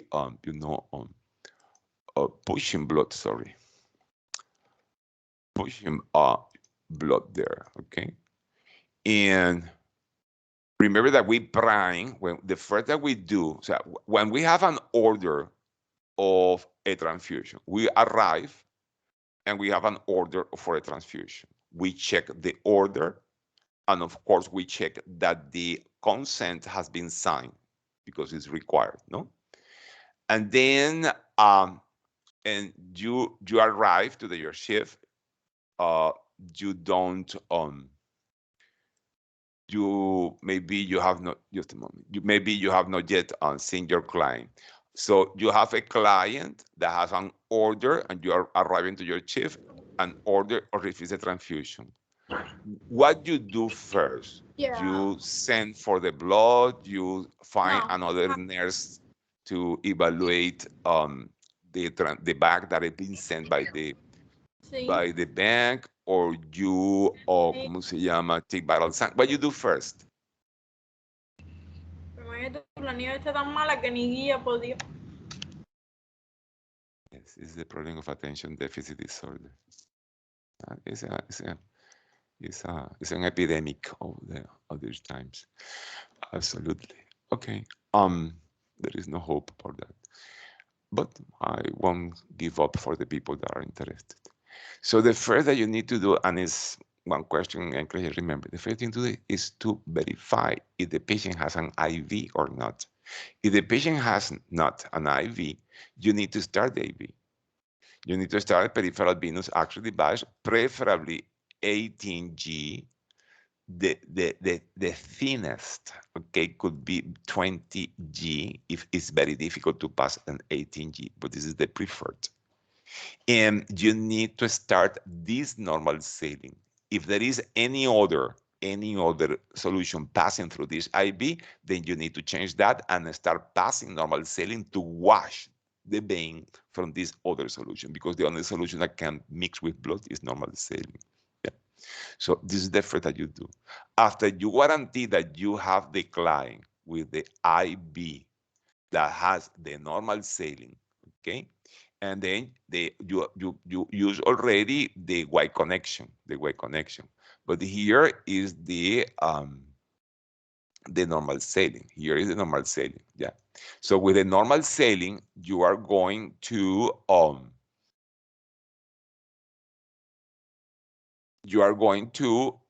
prime all the white connection and start passing in the client. You understand? This connection is covered. The spike is covered, waiting for the blood. So now that you have this running is when you can send somebody to pick the blood up from the bank. After you do this was a nursing question, an Nclex question. If you are aware that you need to do this before sending for the blood. If you first send for the blood and then start doing this, and you have problems getting the vein, which is not rare, then the blood is going to be waiting for you there, okay? Waiting for you there in you know, out of the bank, or the refrigerator of the bank, and then can even be spoiled. And it is no good nursing. So once you start this is when you send for the blood. And when the blood arrives is when you look for another registered nurse to double check if this blood that was sent is the correct for this client. And then you take a set you hang the blood. So now is when you come here and you spike the blood in this arm of the Y, and then you clamp the normal saline and you open the blood. Before opening here, you took a set of baseline vital signs, and you start passing the blood very, very slowly, yeah? And you are going to be there at least 15 minutes, okay? With the client to observe any reaction. If there is no reaction, then you need to open more the clamp to allow the blood to pass faster, because the maximum that the blood can stay hanging there in total are 4 hours since the moment that got out of the bank. Okay, since the moment that arrived to you and you start passing the blood, no more than 30 minutes, but in total, no more than 4 hours. Doctor will tell you how fast you will pass the blood. They can tell you passing 1 hour, passing half an hour, pass in 3 hours, or pass in 4 hours, but never more than 4 hours. Okay, this is the timing. And of course, you are going to be observing for any ongoing reaction that can occur. The most common reaction that you will have passing blood is fever. It's called pyrogenic reaction. How it presents, the patient start shaking with chills. Nurse, I'm cold. Nurse, give me a blanket, okay? Pyrogenic, okay, reaction. It's very common in transfusion. It's not something severe, but requires immediately stopping the drip of the transfusion until clarify what is happening. The vital signs will be stable except increment of the temperature. And then of course, you need to communicate with the doctor. Doctors will give you instructions. Doctor decide what to do. Usually is the prescription of something for fever and then continuing the transfusion. The second most common reaction is fluid volume excess. I mean, hypervolemia. Because people that receive transfusions sometimes are weak and their hearts are, weak. And when you pass this volume, this extra volume of volemia to the circulation, this extra volume need to be moved by the heart that could be weak and could be having problem to move this volume, and then can appear congestion of the blood in the lungs with some degree of pulmonary edema and signs and symptoms of heart failure. In this case, you need to elevate the head of the bed, give oxygen, slow down to the minimum or stop the transfusion and call the doctor. What you expect the doctor to order is diuretics, furosemide, to allow then the transfusion. The third most common reactions are allergic reactions that can be very mild, just itching and urticaria, so a rash, or could be severe anaphylaxis. The same, you stop the transfusion, and depending on the severity, you anticipate the orders. If it is a mild reaction, maybe Benadryl. If it is a severe reaction, probably epinephrine. The last, well, another reaction that you can have in the transfusions are more related with the massive transfusions. Massive transfusion is not a 1 bag or 2 bags of blood. It's somebody that is bleeding in OR or in ER that is bleeding a lot. The blood is on the floor because there is a running blood because the wounds of the client, and the client is receiving 9, 10, 12 bags of blood until the bleeding is stopped. This is called massive transfusion.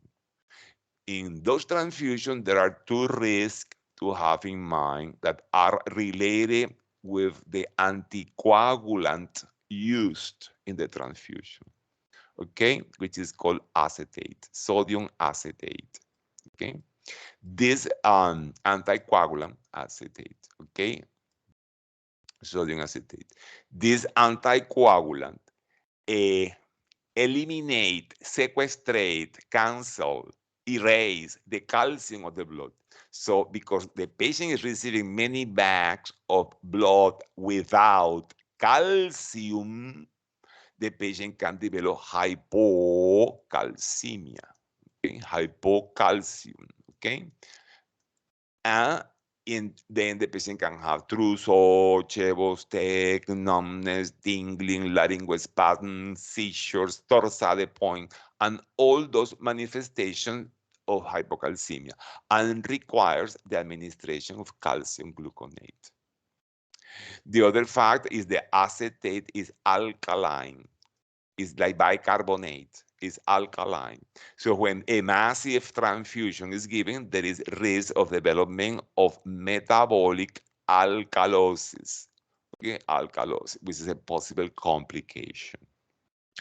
If the bank blood is too old, and could be, okay, then you can have a patient having many of the red blood cells transfused, dying sooner than expected and bursting. It is called hemolysis. Yes. And then it could, it's not the most common, elevate the potassium in blood. Because remember, inside the cells, including the red blood cells, there is a lot of potassium.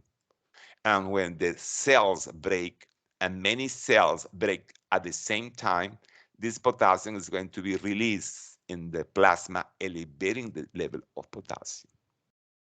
The worst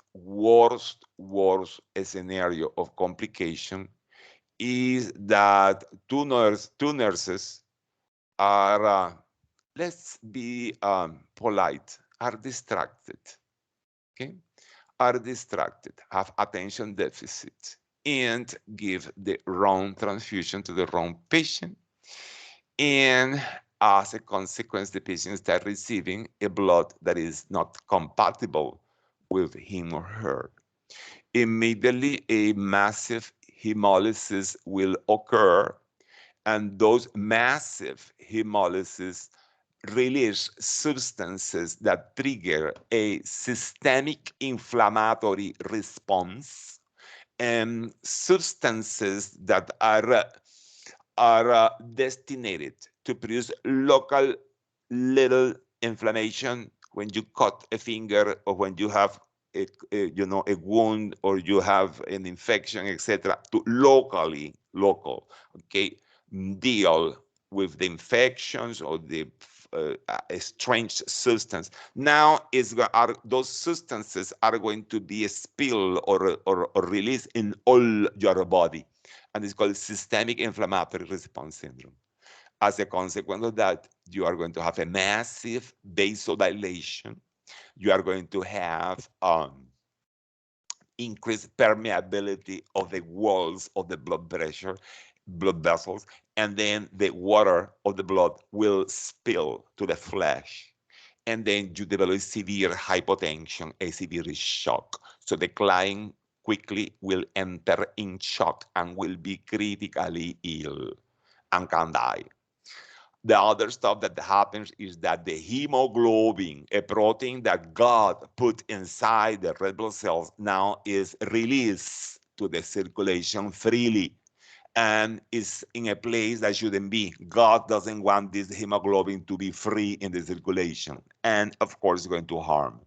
And it's going to harm mainly the kidneys, because now the patient will have this hemoglobinuria, and the hemoglobinuria precipitates in the tubules, the microscopic tubules that makes the kidneys work, appears hemoglobin in the urine. For that reason, it's so important to observe the urine and save a specimen of urine, and will produce an acute renal failure. The intervention, when you observe this patient that is having this critical reaction that I just described, that is having shortness of breath, having hypotension, paleness, is having hematuria, a lot of back pain because the kidneys clogging, etc., then you stop the transfusion. So the first to do is to stop the transfusion. The next to do is to remove the blood and the tubing, but don't remove the IV catheter. Please don't do that, because the patient now is in shock, is collapsed, and needs this IV, because probably it's going to be very difficult to get new veins. And start a new normal saline with a new, a new tubing, and start passing fast the normal saline. Call the rapid response team, take a specimen of urine for the determination of hemoglobinuria, and save all the blood and the tubing to be used for the investigation of the case, okay? And of course, document. This is a question that could be asked to you as put in order what you do if you have a transfusional reaction. The people that are managing the result of the Nclex told me that the school is having problem to teach you, or you have problem to learn from the school those information, because attention deficit disorders, and because we are no good professors and not giving you the information correctly, or you have attention deficit disorder and you are talking and doing whatever while we are teaching. And for that reason, the result of question of transfusion has been embarrassing, okay? So the students are being failing a lot of question of transfusion. Please let's do something to avoid that happening more, but obviously. Yo soy una practitioner. Yo no soy de nadie resignada. Obviously, there is a lot of attention deficit disorder. That is one of the main reasons that we are having problem, because even if we lose our vocal cords trying to teach, if you don't, some of you don't pay attention, of course, it explains also the low passing rate. Professor, which is, I have a question. Sure, go ahead, thank you. Yeah, I was doing a question to see what patient first. And while a blood transfusion, one of them was vomiting, another had a neck vein distension, the other had itching, and I was between neck vein distension and vomiting. Okay, itching, the other is what? Can you repeat the other one? Itching, vomiting, neck vein distension, and vein? Neck vein distension. Oh, neck vein distension. Neck veins distension. Okay. Vomiting, itching. You don't remember the other one, ¿verdad? Headache. Headache. Okay. So obviously, let's do the ABCs. Okay. Let's do the ABCs. So itching is a mild initial allergic reaction. Okay, so it is an allergic reaction. Okay, but it's initial. Has not describing wheezing, stridor, angioedema, or anaphylactic shock. Vomits is non-specific, and vomits could affect the airway only when the patient is unconscious. Vomit is an issue when the patient is unconscious, but the question doesn't mention anything about being unconscious. So I don't think so. Headache could be a pyrogenic reaction, is the most common, I think. But headache could be non-specific or a pyrogenic reaction. And neck vein distension, obviously, is a fluid volume excess. Okay, it's a fluid volume excess. So we can rule out the headache and we can rule out the vomit. So we need to be left with an initial allergic reaction that could potentially or not evolve to an anaphylaxis, and an actual present problem, which is fluid volume excess. With this situation, which one do you think is more imminent? The actual fluid volume excess or the potential of an anaphylaxis? The actual problem is neck vein distension. So I'll go to this based in this analysis. No? But those are very excellent questions that that train us to answer another question, because then we do the systematization, the analysis. Okay, we don't answer just because I think no. You answer based in an analysis. No. Great. Thank you, Professor. Thank you for your intervention. This is you are going to pass the English, not the other one. Vallin es pesado. You need to accept that. Otherwise, don't connect. If you don't want los regaños de Vallin, don't connect. But Vallin need to tell people the truth, because people need to be said the truth. Okay, that's why Vallin is not affected with crying and tears, etc. Because sorry, the people that are motivated to pass the Nclex, because this is not rocket science, as you are seeing. Okay, the people that don't want to pass, okay, that's it. I cannot force people to be successful. Then, ya lo hice. The other topic, please remember the compatibility. Okay, remember compatibility frequently tested. Okay, so the ABO and RH combined compatibility. Majority of you know that because, you know, I think it'll call the attention of you. But if you have still any problem, I suggest the following. If you have a question, let's say, for example, a patient that is B negative, okay, which blood can receive, please first do the ABO compatibility, and second, do the RH compatibility.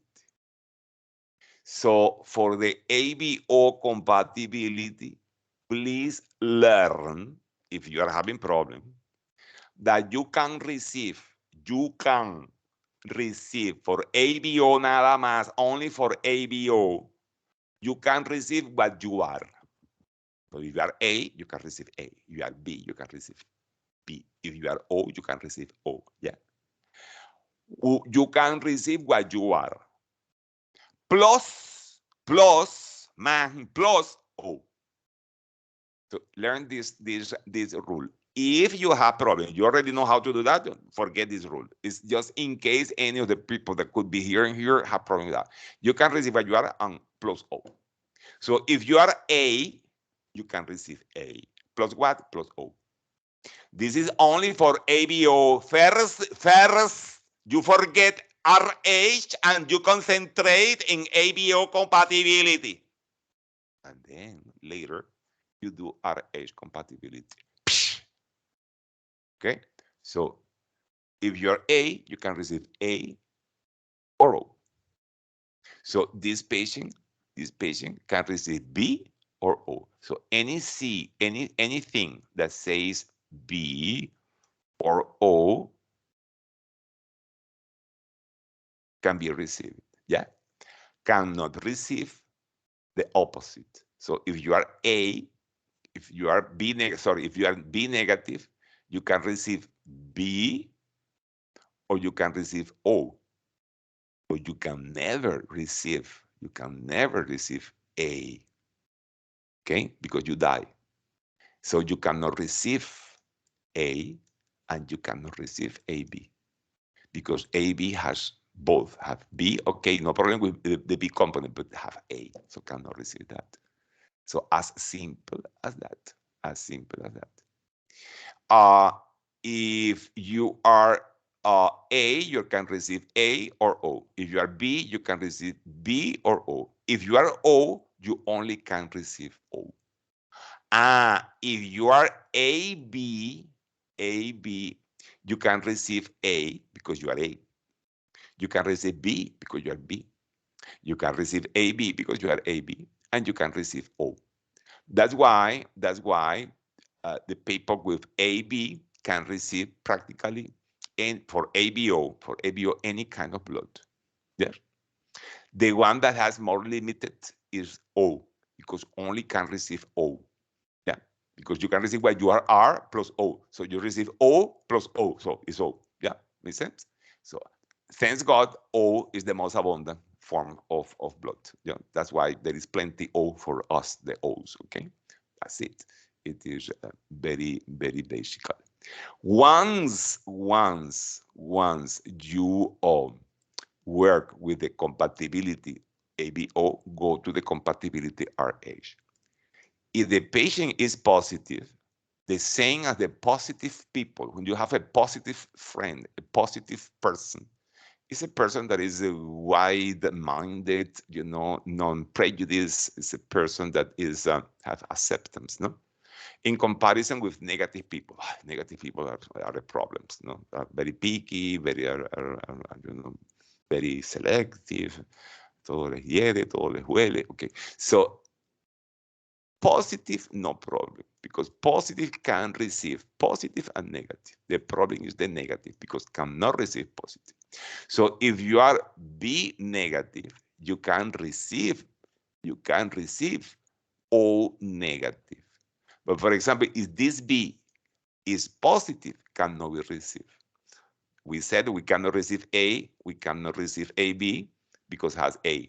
Can receive B, but if it is B positive and the recipient is B negative, cannot be received that. So, no, but can receive O negative. Yes, so must be negative. So can receive B or O, but negative. If it were B positive, then yes, can receive B positive and can receive O negative. The positive can receive the negative and the positive, no problem. The positive people, no problem. The problems are the negative people. When you do these two rules, first determining the ABO compatibility, and second, the RH compatibility, the question clarifies immediately to you. Immediately clarified to you. Okay.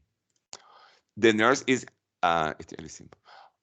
Which of the following conditions could be responsible of the psoriasis flare-up in a client that the client is experiencing? Clients applied emollient with salicylic acid. This is like aspirin to the lesions. Client exposed skin to sunlight during a beach day. Client started a new job at a car dealer. Client is taking methotrexate but with folic acid. Or these four situations, which one is could be the responsible of the flares up or exacerbation of psoriasis? C. Exactly, stress. Stress. Because Stress. psoriasis is an autoimmune disease. It's an autoimmune disease. And the autoimmune diseases, lupus, rheumatoid arthritis, multiple sclerosis, Crohn's disease, ulcerative colitis, psoriasis, myasthenia gravis, etc., exacerbates, makes flares up of the autoimmunity activity when there is psychological stress. And Nclex love this detail. It's present. I think this the concept presented here. That is the concept is autoimmune diseases are exacerbated by psychological vital stress. And I think, one was que se le murió el perrito, that the dog died today. The other was that the daughter is getting married, and the mother with the autoimmune disease is organizing the wedding, etc., etc.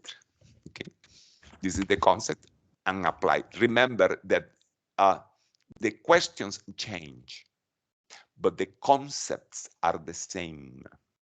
Understand? That's why you cannot memorize. You need to understand the question. You need to listen to the explanation.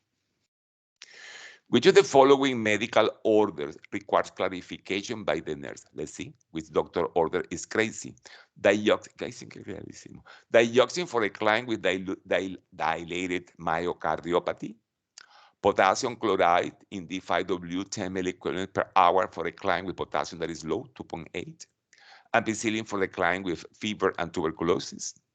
Colchicine for the client with podagra. What is the answer? A. A. Why A is wrong? Digoxin is used when there is big hearts that are insufficient.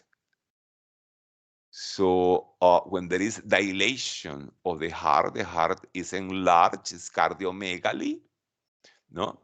And the cardiac output is decreased, and there is heart failure.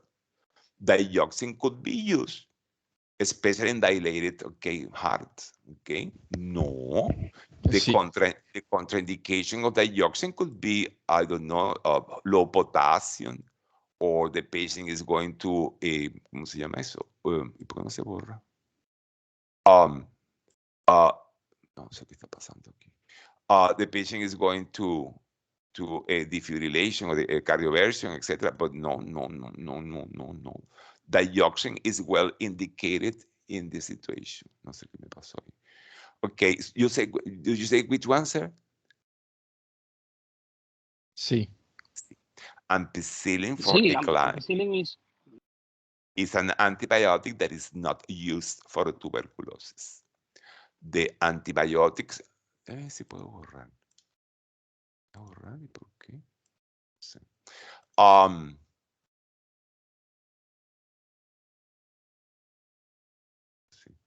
Okay, the antibiotics that are used for tuberculosis are classified in first, second, and third lines, and the one that we need to learn are the first line antibiotics, okay? The first line antibiotics. And those antibiotics could be memorized with the mnemonic RESPI, being tuberculosis respiratory disease, rifampin, ethambutol,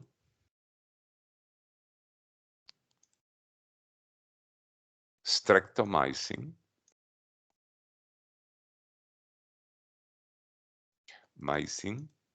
and pyrazinamide. Me faltó la I. Pyrazinamide. And I miss I, which is isoniazide. Okay. Okay. RESPI. Rifampin, ethambutol, streptomycin, pyrazinamide, isoniazide. Ampicillin is not in the list of ¿cómo se llama? Of medication for tuberculosis. So this prescription need to be clarified. Okay, so if there is a client with tuberculosis and has active infection, need to be giving a combination of those medications, no ampicillin. See?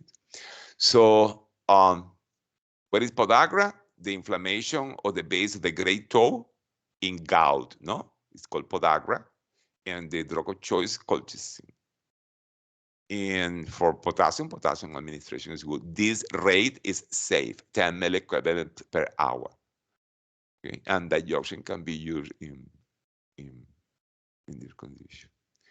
Client after 48 hours of hip arthroplasty presents sudden shortness of breath, cyanosis, and chest pain. Which intervention should the nurse initiate first? So in this scenario, we are suspecting that because the sudden beginning, that is a pulmonary embolism. The most probably a thromboembolism, less probably fat embolism. So this is what we are having. What we do first, place the clients in left lateral and Trendelenburg, assessment of vital signs and lung auscultation, initiate administration of oxygen, request client admission to ICU. In this scenario, what you do first? See? Yeah, the assessment. Okay. Assessment, okay. So it is enough assessment in this scenario. Okay, in this scenario, there is enough assessment to make a diagnosis. If you have a patient with orthopedic surgery and suddenly, from 1 second to the next, start presenting respiratory distress, cyanosis, a purple color in the lips, and chest pain, do you think that is a priority, the auscultation of the lungs and the measurement of the heart rates and blood pressure, or initiating oxygen? So what is the priority? What we need to be done first? So you need to decide which is more beneficial for somebody that you love. So always remember, when you have this situation, think that the patient could be a person that you love, that is important for you. And this person that is important for you is blue, is breathing with a lot of difficulty, and it happens suddenly after a surgery that you know frequently is the most common cause of pulmonary embolism. What is going to benefit first, the most, this person that you love? That you auscultate the lungs is going to benefit the client. That you assess the blood pressure and the heart rate is going to benefit immediately the client, or if the client start receiving oxygen for this respiratory distress and for this cyanosis. So when you think in somebody that you love, I think that your mind gets clearer. I don't know if you think that, but I try to imagine that, and I think that my mind get much clearer. So yes, when we don't know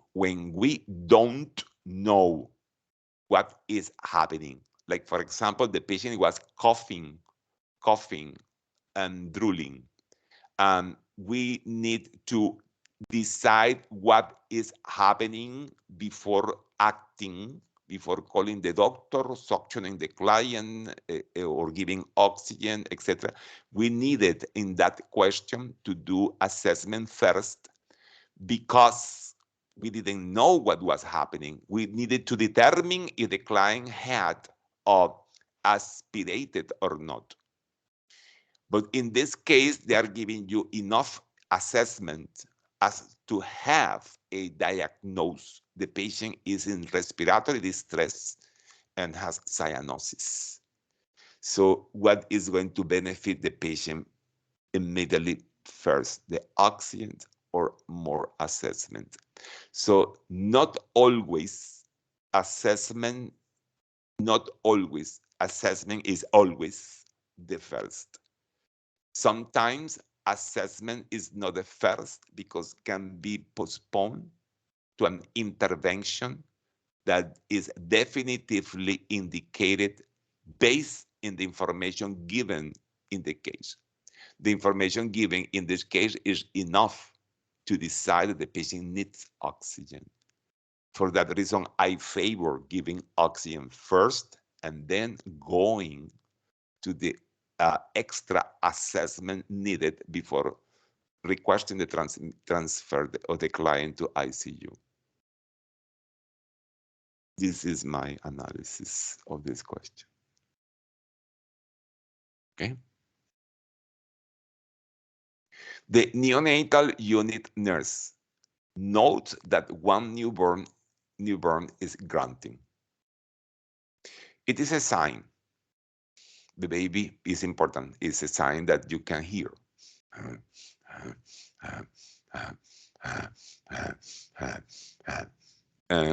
Probably you are going to see the nares, okay, the nares opening and closing. And it is a manifestation in infants, in small children. What should do the nurse next? Similar situation. Sit the baby up, practice nasopharyngeal suction, assess lung sounds, call the physician. What do you do first? It's a newborn.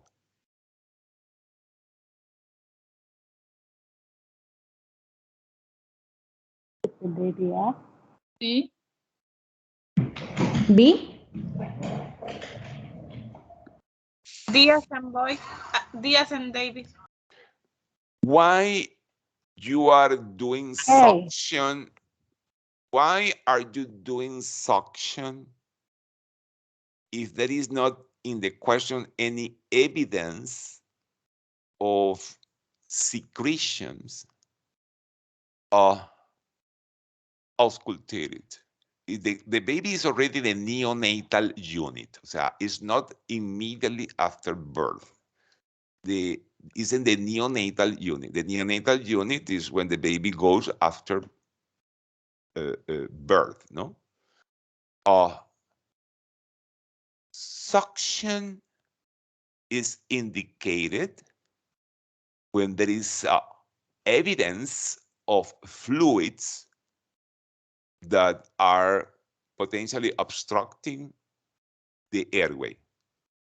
Yeah, but there is not evidence there that this is happening. So I am concerned about suctioning, and because what I know about suctioning is that we only suction when it is needed.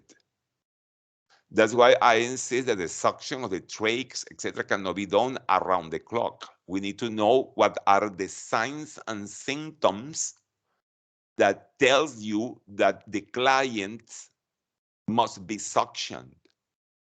I mean, the auscultation of gurgling or ronkai, or a patient that is having a drop in the O2 saturation and then you auscultate gargling or ronchi, or a patient that is connected to a ventilator and the high pressure alarm of the ventilator goes off because the machine is finding too much secretion and obstruction to push the air in the lungs. And then you verify gargling and ronchi, which is the evidence that there is secretions that should be suction. So at the end, everything ends in the word gurgling and ronchi. That is the way that we evidence the presence of need of suctioning. We don't suction to everybody that is having respiratory distress. You have a patient with pulmonary embolism and respiratory distress, you don't suction this patient. You have a patient with a severe atelectasis or severe pneumonia or coronavirus having a respiratory distress, and you don't suction the patient unless there is need of suctioning. So my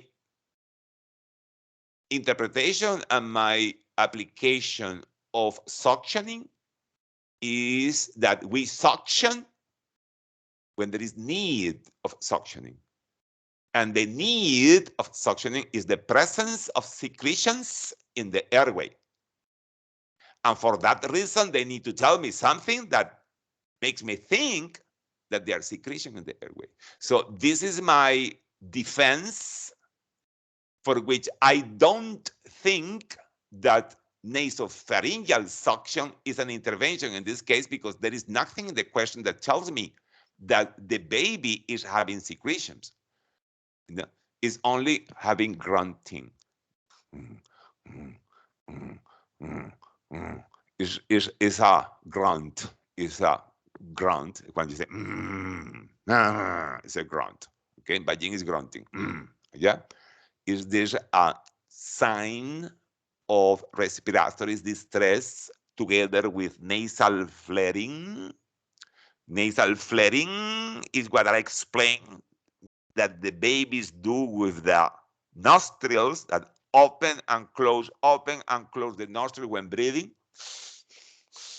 Okay, this is a sign of respiratory distress.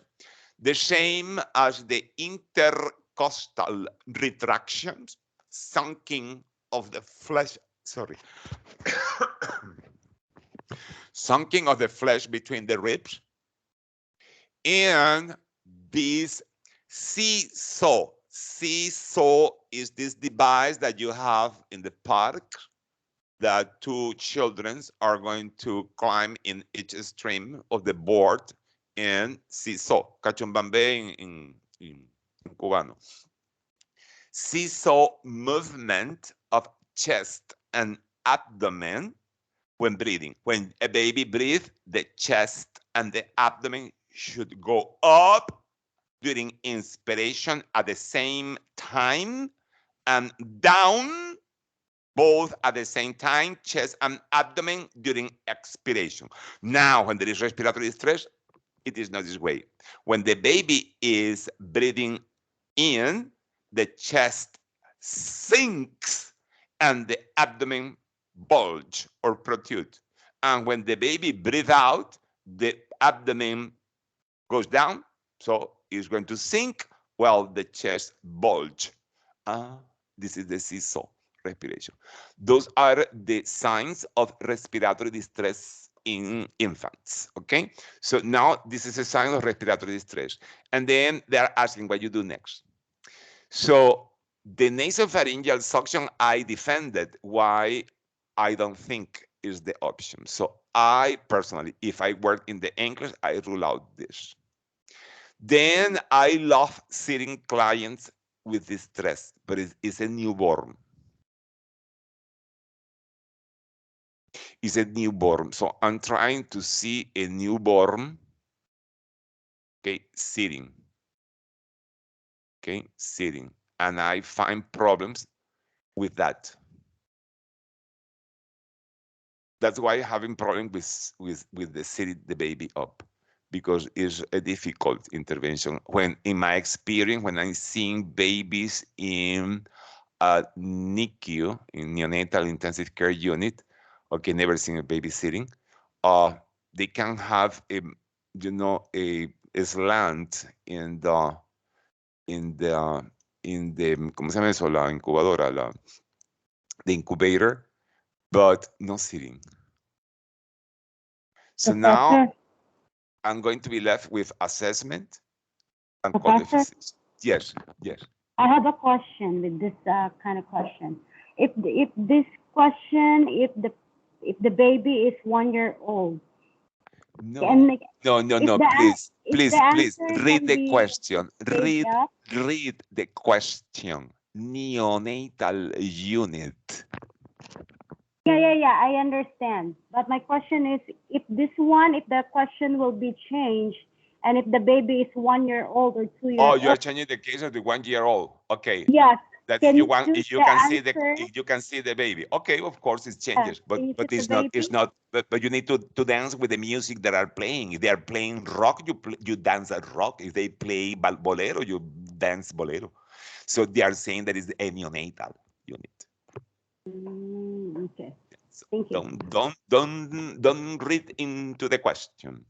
Don't add anything to the questions. The rule number 1 when we are dealing with Nclex and test question. Don't change the question in your imagination.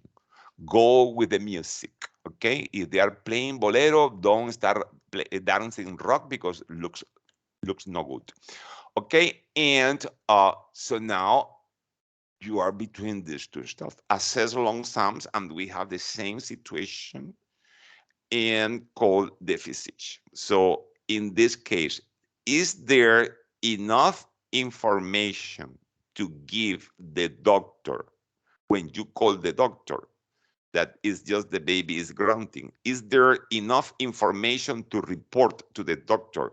The baby is grunting. Grunting is a sign of distress. Yes, but it's only one sign given. The baby is grunting. I already described the other signs of respiratory distress in neonates. I just described that. I hope that is recorded. You can go back and study that again if you want. Okay, I described the seesaw. I described the nasal flaring. I described the intercostal retraction, etc., etc. And there are, possibility of auscultating, for example, a collapse of one lung because pneumothorax, okay, could be described, I don't know, crackles in exaggerated amount. It's normal to have crackles in newborns, but, maybe too much, no. Or maybe you are having a murmur, or you are having, okay, whatever. Those are possibilities. And then you need to report that. What do you do first of these two options? See? Obviously. You need to do this assessment before reporting to the doctor. This is my logic, because they are testing my logic, okay? So you say my logic is that this newborn setting the baby is not going to be a good intervention, and is going to benefit that.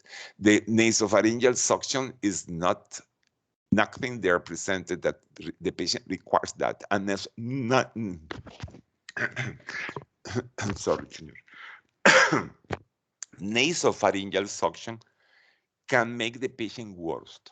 Remember, when you suction, you are sucking the air, and if it is not necessary, it's not going to bring benefit, and can induce, okay, spasm and etc. So definitively no.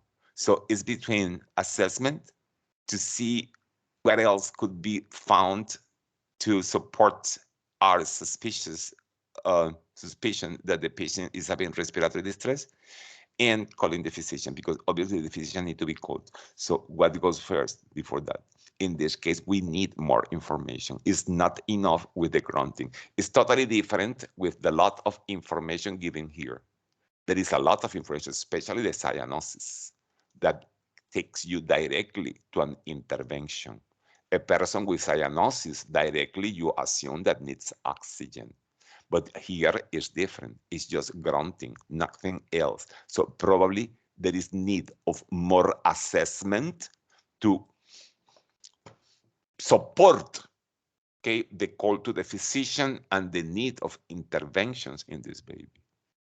For that reason, for this analysis, that is what I can do. This is what my mind can do. I also choose C, the same as you. And then I call the physician. Not necessarily what I say is the correct. What I do is, like in court, I defend each one of the options and I give my point of view. Maybe you can defer, and remember that at the end you are going to choose the answer in your English, okay? But I'm just discussing, okay, the analysis that I do in each one of those questions. Make sense? Okay. The nurse is assessing a confused, agitated client. Which of the following are appropriate interventions for the client at this moment? Zero that apply. Guys, prepare mentally that you are going to have like 40% of your tests zero that apply. Okay, and go with each item independently, yes or not, yes or not, yes or not, yes or not, correct or incorrect, correct, incorrect, and then answer the best that you can. And don't overthink and don't start guessing, okay? So answer what you know. If you have a question which you only know one option, answer one option because can be only one. If you find a question that are all the options, all the options are mark all the options. So that's the way. Okay, so now the patient is agitated and confused. A frequent situation in our practice, okay? So let's see each one by one. Move to a room near the nursing extension. Yes or not? Yes. Yes, because needs supervision. It's a patient with safety issues. Patients that are confused are patients with safety issues. Falls, injury, self-injury, injury to others, etc. Okay. Tie order limb restraints to side rails. So the doctor order limb restraints that are the wrist and ankles restraints that need to be tied to the side rails. Yes or not? No. No, because cannot be tied to the side rails. Should be tied to the bed frame, the metal frame that is not moving in the bed. Make sure all tubes and IVs are visible and working. Yes or not? Yes. Yes. No, because we said that one of the most smartest, okay, interventions in a nurse that have a patient that is confused and agitated, that is going to have an attack on the tubes and IVs to pull them out, is to hide them. And I show a hand with an IV and how we cover that. We cover that with a ¿cómo se llama? Stocking, yeah, stocking, okay, to hide the IV and prevent the bullying. So I don't agree with you in this aspect because it's one of the stuff that are more careful, okay, to do in the situation when a patient is agitated, to hide the IVs and the tubes from the client, to prevent the client pulling those tubes. Clients that are confused, yes, usually pull what they found. They found like, why I have that, and remove that. It's the usual. And then to avoid that from happening, because they need those IVs and those Foleys and those tubes, You hide them. You don't make them visible. Take care with the details. So I don't agree with that. In my case, I don't choose that. Frequently orient the client to place and time. Yes or not? Yes. Yes. There's no problem with that. It is always correct. There is nothing wrong in doing that. Okay. Advise family to stay with the client to reorient him. What do you think about this? No. Why? Why? I think that the family could be helpful in the reorientation of the family because it's a familiar, okay, environment of people.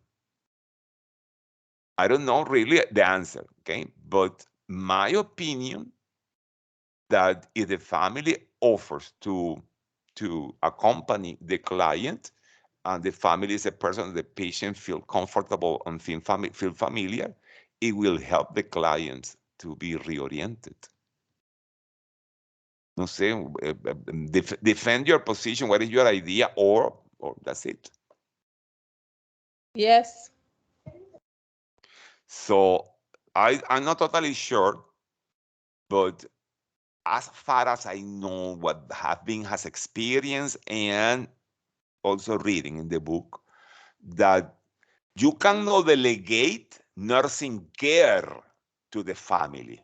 No, you don't delegate nursing care to the family, but having the family as a support, having the family as a support system of the patient is nothing wrong in that. By the way, is it recommended family to be present during CPR? Yes or not? No. Yes. The answer Yes. is yes. No. Yes. The answer is yes. Okay. The answer is yes. For the Nclex, independent of what you believe, science, evidence-based practice, research, yes, is better. Es más mejor. Is better. Having the family present during the CPR, of course, designate somebody to explain the family member what is done and why. To be Disney World, to be everything perfect. Remember that Nclex is Disney World. Everything works perfectly. No cuando voy yo, que siempre se rompen los aparatos, but at least, okay, everything is clean and organized. Yes, but Nclex is Disney World. So during CPR is convenient for the family because family is part of our care. Everything is holistic and included in when the patient is dead and need to be resuscitated. It's convenient the family observe the efforts taken to resuscitate the client, but it's important to have somebody explaining, supporting, guiding, guiding the family member that is observing those maneuvers. The answer for this question, if you have that, because has been in Nclex, is yes. It's good to have family member observing all those maneuvers of CPR and resuscitation. It's something new to know and it's based in evidence. Y nada, guerra avisada no mata soldado. Professor, Hmm? I would like to know if there is a patient that has a restraint, if a family member can babysit that, can be a sitter for that patient. Sit for the patient. Well, this Mhm. word is too strong to have a sitter because the sitters should be professionals, you know.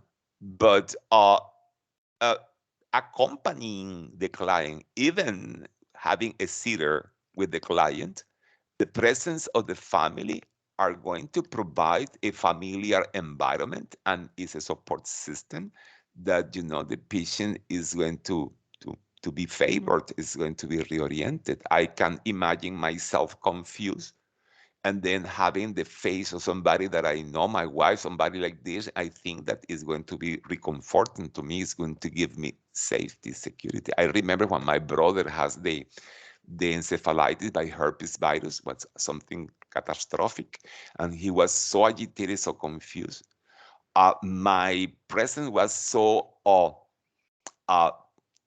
reconforting for the nurses in the ICU, because my brother was is a very strong man, and was very difficult to control. But then he respects me, even if he is older than me, no? But he respects me a lot, so I could perfectly control him and reorient him in his agitation. So even if I was not doing nursing care, I just offer myself to spend the nights with him. Okay, nurses were so grateful with me, because they the only way of having my brother calm down in this period of agitation that he had with the encephalitis. With that, so I definitely, and what I have read and my experience as nursing is in nursing is that the present family member is positive for the sick people, and it's helpful to reorient when you are confused in those delirium situations, okay, in which it's not dementia but delirium, even in dementia, okay. The family member helps you to reorient. Sitting is too strong because it's delegating a nursing care to the family member. We don't delegate nursing care for family member. If the patient needs a sitter, should be a professional. Thank you. A nurse is assessing a 70-year-old client with a gastrointestinal abnormality. The nurse recognizes, okay, sorry. Which gastrointestinal, okay, the guy has 70 years old, so un viejo, an old man. What gastrointestinal abnormality the nurse knows is the most common in clients of this age, okay? More or less, this is the better wording. Diverticulosis, intestinal obstruction, appendicitis, and diverticulitis. A. A. I agree. Diverticulosis. Okay? No diverticulitis. The big majority have diverticulosis. Of 170 years old clients, probably 80 have diverticulosis. But of these 80, around 10 in one moment of their life will develop diverticulitis, which is inflammation of the pouches, okay? So from 100, I'm inventing those, I'm making up those numbers, no? But to make you understand, of 100 old people, 80 will have diverticulosis. So pouches, asymptomatic pouches in the left intestine. And of these 80 clients, around 10 in one moment of their life will make inflammation of one of those pouches, which is diverticulitis. Appendicitis is extremely rare in old people, and intestinal obstructions are not common, are more frequent in older people, but because adherence, because tumors, cancer, fecal impaction, etc., but are not frequent. The frequent is diverticulosis. A super common finding, not because symptoms in colonoscopies and barium enema tests that are done for the screening of colon cancer. Good.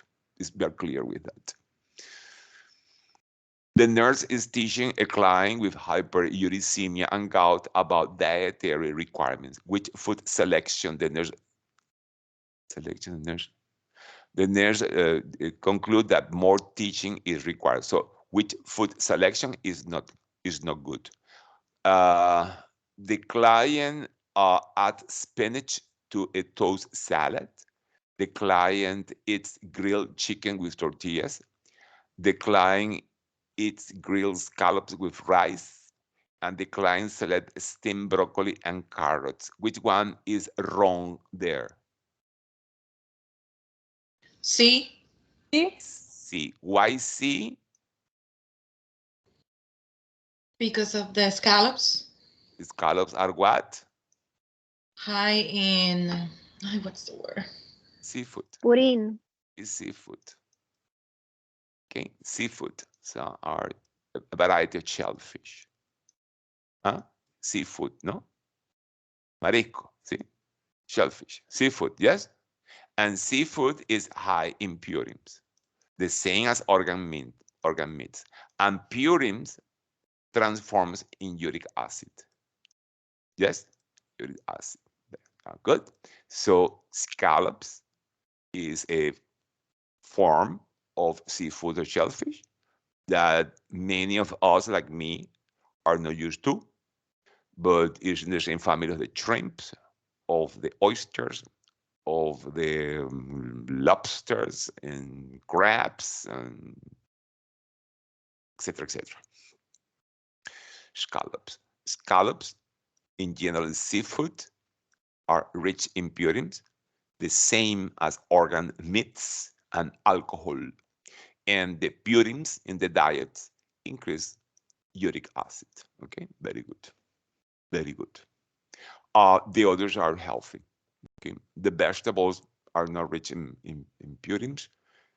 White meat like chickens and vegetables in general are not rich in purines.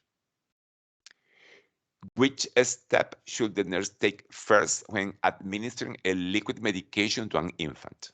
Was a very tricky question. And the student remember all the options. Hold the infant securely and raise the infant head to about 45 degrees angle or higher.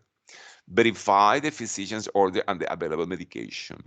Identify the infant by checking the armband and asking the name to the parent. Place the dropper at the corner of the infant mouth and let drug run into the pocket between cheek and gum. Okay, what is for you the answer of this question, which is at the end very simple? D as in David? D as in David.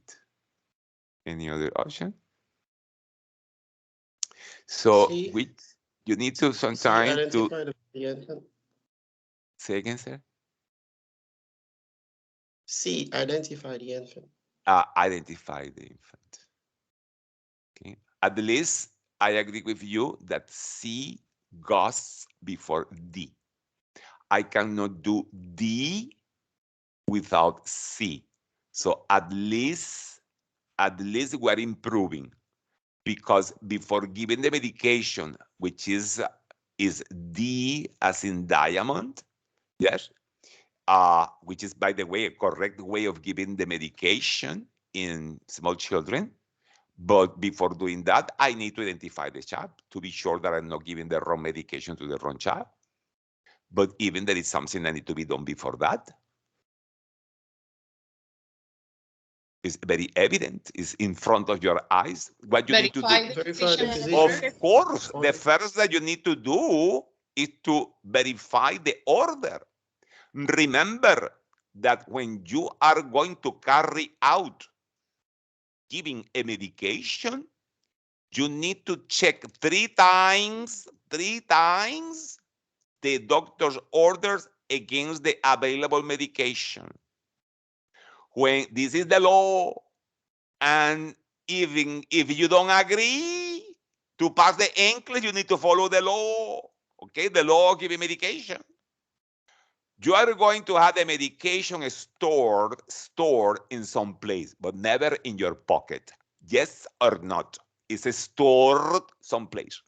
So you have a storage, and the medication is going to be stored there. Yes? Okay, this is the first check. With the doctor's order, okay, with the doctor's order, you need to go to the store, to the storage area, where the medication can be pixels, can be a cart, can be a drawer, can be a shelf, wherever the medication is stored, depending on the facility. And then you are going to retrieve the medication from there, from where the medication is stored. This is the first check. Medication X, order medication X. This is medication X. Second check, when you are going to pour, in this case is pouring because it's a liquid, or popping out, when you have a tablet of a capsule that need to be popped out from, I don't know, from an envelope, from a bingo card, from a bottle, whatever, you retrieve the tablet or pour the liquid, you again need to check pouring medication X, which is exactly the medication X prescribed by the doctor. Okay, X milligrams, etc. This is the second check. The first one, retrieving the medication from the store place. Second, when you prepare the medication. And third, when you enter the room. Enter through a door. I hope you don't enter through the window. Enter through the door in the room. You need to enter with the MAR. MAR is where the doctors and the pharmacy write the order. So this is MAR. This is MAR. And this is a medical administration record. It's a paper, it's a document, or it's a computer, page where the medications of the patients has been ordered, written by the doctor, and verified by pharmacy. Medical administration record. You need to contrast the order with the medication you retrieve, the order with medication that you prepared, and you need to take this MAR inside this room. It means if it is a electronic recording system, you need to enter with a computer inside the room. And if it is in paper, like the nursing homes are paper MAR, you enter with the how you call them, the physical MAR, the page, okay, of the MAR that correspond to the patient. And then you do the third checking. This is what you do before giving medication. Once you have this triple testing, you identify properly the patient. And now that you know that this is the correct medication, the correct dose, the correct route, and you have the correct timing, and you have the correct client, then you proceed to give the medication. Okay, so A and D, so apple and diamonds are the last steps, so the correct administration of the medication. After B as in boy, which is the first to be done, and C, that is the next to be done. This is the sequence. And this is the law of administration medication that, is the way that need to be tested. So don't forget that you need to check 3 times, okay, the doctor's order through the MAR before offering the medication to the client. Okay, all good. The nurse is receiving the morning shift. What patient should the nurse see first? Client with myocardial infarction 3 days ago. Client to be discharged in 2 hours. Client with UTI and a dose of levofloxacin IBD. Client admitted with asthmatic status and absent wheezing. Easy one. What is the answer? D. D. Yes. All we know that in asthma, when the wheezing disappear, is because now the air is not entering. It's a situation that some of you asked at the beginning. The air is entering, being wow, you have wheezing. When you don't have wheezing now, it's so tight that practically the air is not entering. So that makes it an absolute emergency. So assisted ventilation is mandatory. Select client position immediately after surgery for ventricular peritoneal shunt placement in a client with hydrocephalus and increased intracranial pressure. Okay, you have a patient with a hydrocephalus, so a lot of liquid inside the ventricles, okay, of the brain. These cavities that are inside the brain are called ventricles. And then doctors introduce a catheter here and move the catheter under the skin through the neck, through the chest, and through the abdomen. And then in the abdomen, will sink in the abdomen to drain the liquid in the abdominal cavity. Okay, so this is ventricular peritoneal shunt. Okay, and it's the treatment of hydrocephalus. Okay, the question says, position of this four position immediately after surgery. Okay, so the patient is coming from surgery and has just placed this catheter to start draining the liquid that was there with excess and increased pressure. And they ask, what is the position to place the client? Flat, 30 degrees, 45 degrees, 90 degrees. What is the answer for your point of view? 30, more or less like this, 45, and 90. Okay, this is flat. This is 30, 45, and 90. Okay, so for your information, in this scenario, the position is flat. What is the rationale for that? The rationale that has the doctor to order you to keep the client flat. You don't want to drain the liquid violently. You don't want the liquid to lift that have been there for months or weeks in excess. Once the shunt is placed, to lift immediately. So they want the liquid to lift gradually. And for that reason, they are going to place the client in flat position. So it is going to be draining, okay, draining gradually. That's the reason. They don't want the liquid to be draining too fast.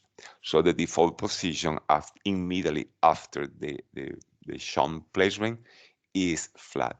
If the liquid lifts very violently because the patient is upright, okay, then the sudden hypotension of the liquid compared with the previous value of the pressure that occurs will produce a lot of headache, distortion, is going to be very uncomfortable for the patient. It's the same rationale for keeping the client flat after a lumbar tap. Remember that it is going to drain the cerebrospinal fluid from the nervous system to the abdominal cavity. And this is the rationale. So something to learn, something to learn. Are we good? Very good. The nurse is assessing a client, and while tapping the 7th cranial nerve, tap is to touch, no? To little hits there. Tapping the 7th cranial nerve, it is tapped in front of the ear. So pay attention to the details, no? Because have been tested also how you explore for the Chebostek, which nerve you are tapping when you explore for Chebostek. So remember that it's going to produce twitching, contraction of the muscle. And don't forget that the nerve that contracts the muscle of the face is the 7th cranial nerve. We already discussed that today. Okay, any person that pay attention knows perfectly that. And the nurse is assessing the client while tapping the 7th cranial nerve and observe the following reaction. You know that is a Chebostek, okay, the Chebostek reaction. And the question says, which client's statement requires more follow-up? So what says the client that is wrong? I will drink a glass of milk every morning at night. I will choose mango and orange for a snack. I do not have problem adding whole grains and broccoli to my diet. I will increase my intake of kale and spinach. So obviously, it's a question of nutrition. What is wrong there?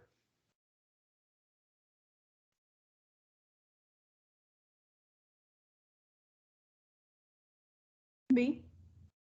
I agree. The question is obviously apple, apple, apple, pear. It's a question if a person have low calcium, because we know that Chebostek is seen when there is hypocalcemia. So it's a fact that the patient have low calcium. So the diet must be rich in calcium. Okay, milk is rich in calcium. No problem with that. The whole grains and green leafy vegetables rich in calcium. No problem with that. Kale and spinach are also green leafy vegetables. And as I said, green leafy vegetables are rich in calcium. Maybe he could add here tofu, which is also rich in calcium, or sardines or salmon that are rich in calcium. Those fishes are rich in calcium. But mango and orange, I love it, but are not rich in calcium. So obviously, This is the pair, no? Apple, apple, apple. Rich in calcium, rich in calcium, rich in calcium, not rich in calcium. This is what needs to be correct. Should be snacking with something, maybe a yogurt. A woman at 25 weeks gestation is going to have an amniocentesis.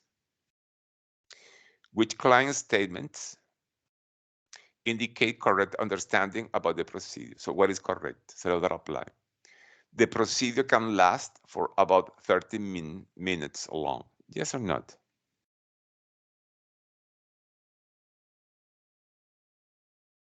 Too much, too little? Or is okay? What do you think?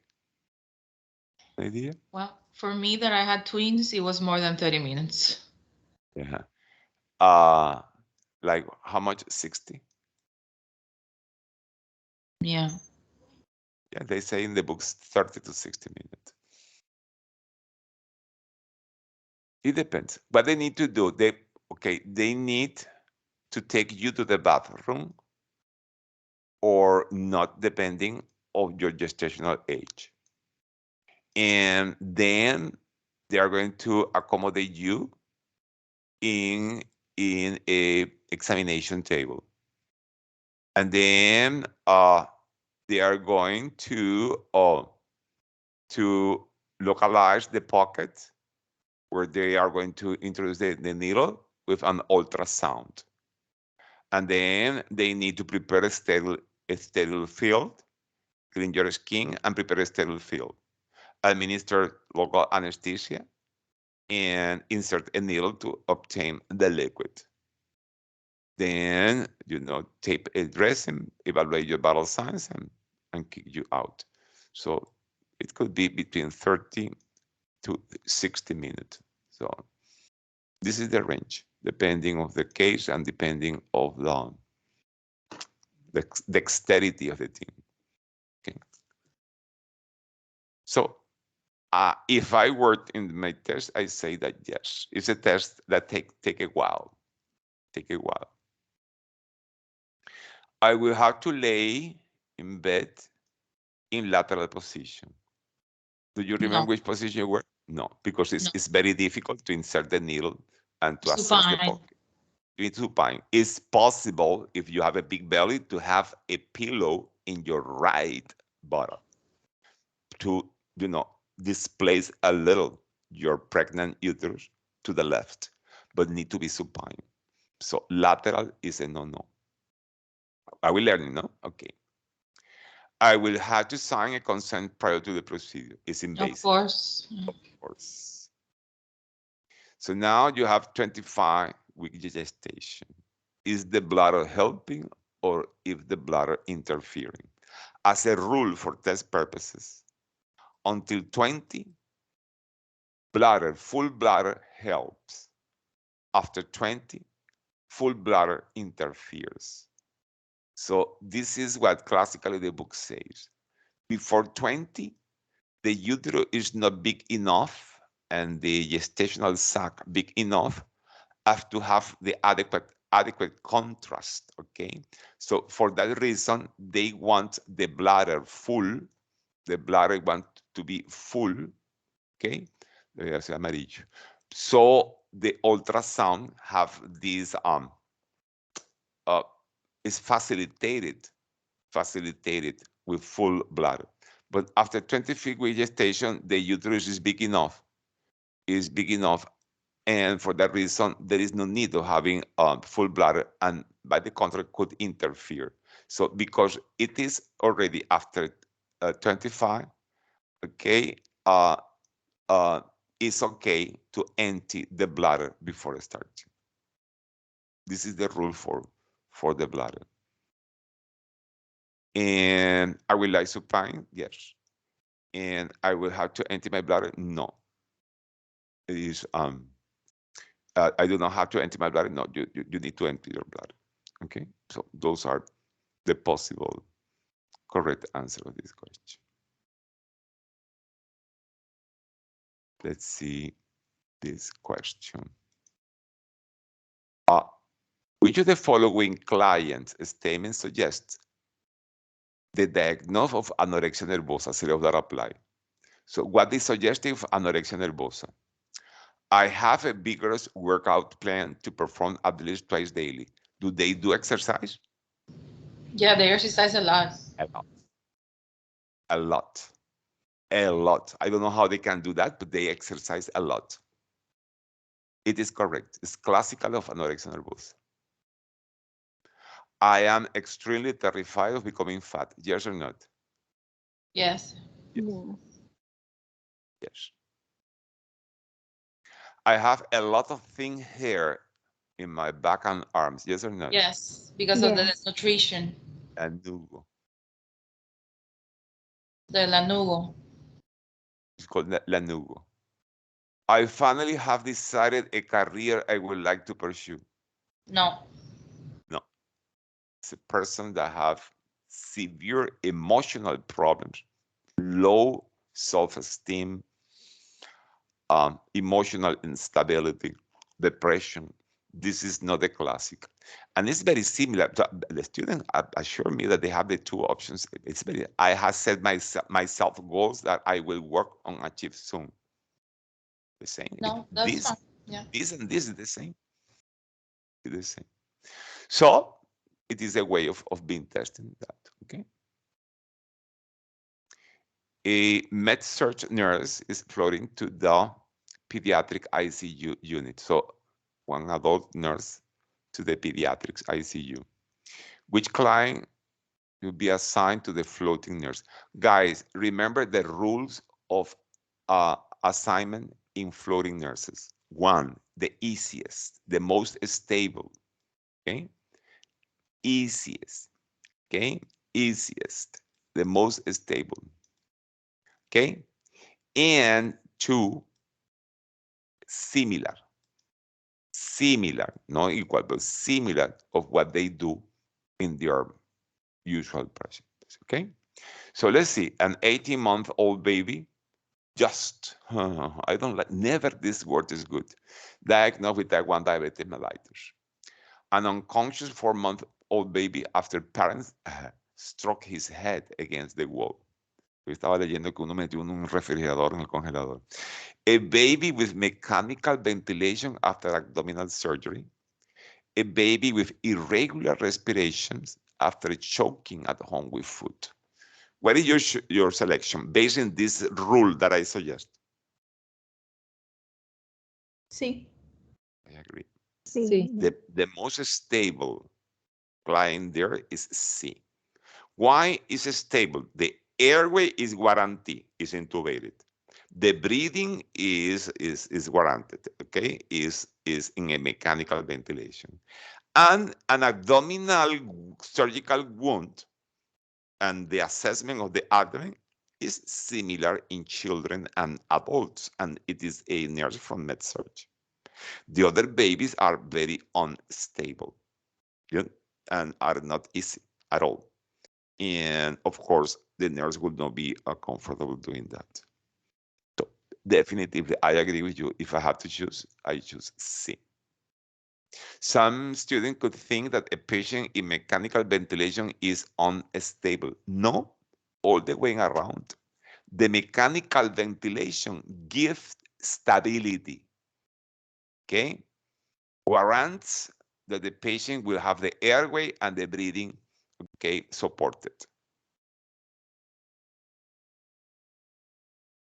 The nurse has an order for an enema for a client with moderate Alzheimer's disease.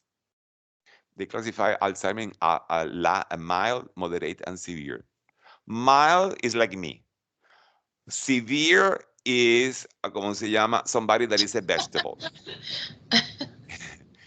And moderate is the most common situation that you see the patient become acting out and start not recognizing people and get lost, etc.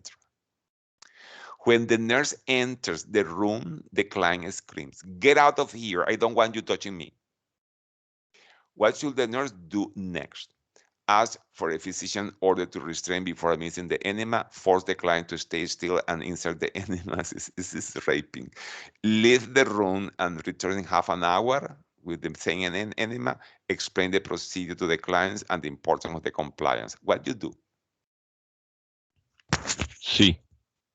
I agree. This is the best intervention in Alzheimer's. Probably some of you think about D as in diamond. Guys, in this situation, they suggest in the approach of client with Alzheimer's acting out to be practical because it is an organic disease with progressive deterioration that doesn't allow learning, reorientation, or or improvement. Then is more practical using the forgetfulness that the patient forgets. In 5 minutes, forgets this reaction in your favor. So allow the inappropriate behavior extinguish by itself and wait for a while until the forgetting characteristic of the mind of the Alzheimer's erases these inadequate interactions, and then you try again. It is what is recommended in the strategies, in the many strategies of dealing with people with dementia. How the nurse assesses pain in a 3-year-old child after surgery. Okay. Ask the mother for pain clues. Use the FLACCR scales. Use the Wong-Baker face scale. Assess heart and signs of sympathetic activation. What is your guess there? B. B as in boy. Me too. C. I agree. A child that has 3 years is too young to give a reliable interpretation that this phase is no pain and this phase is a lot of pain, and that this is less pain. It's not reliable. This is a self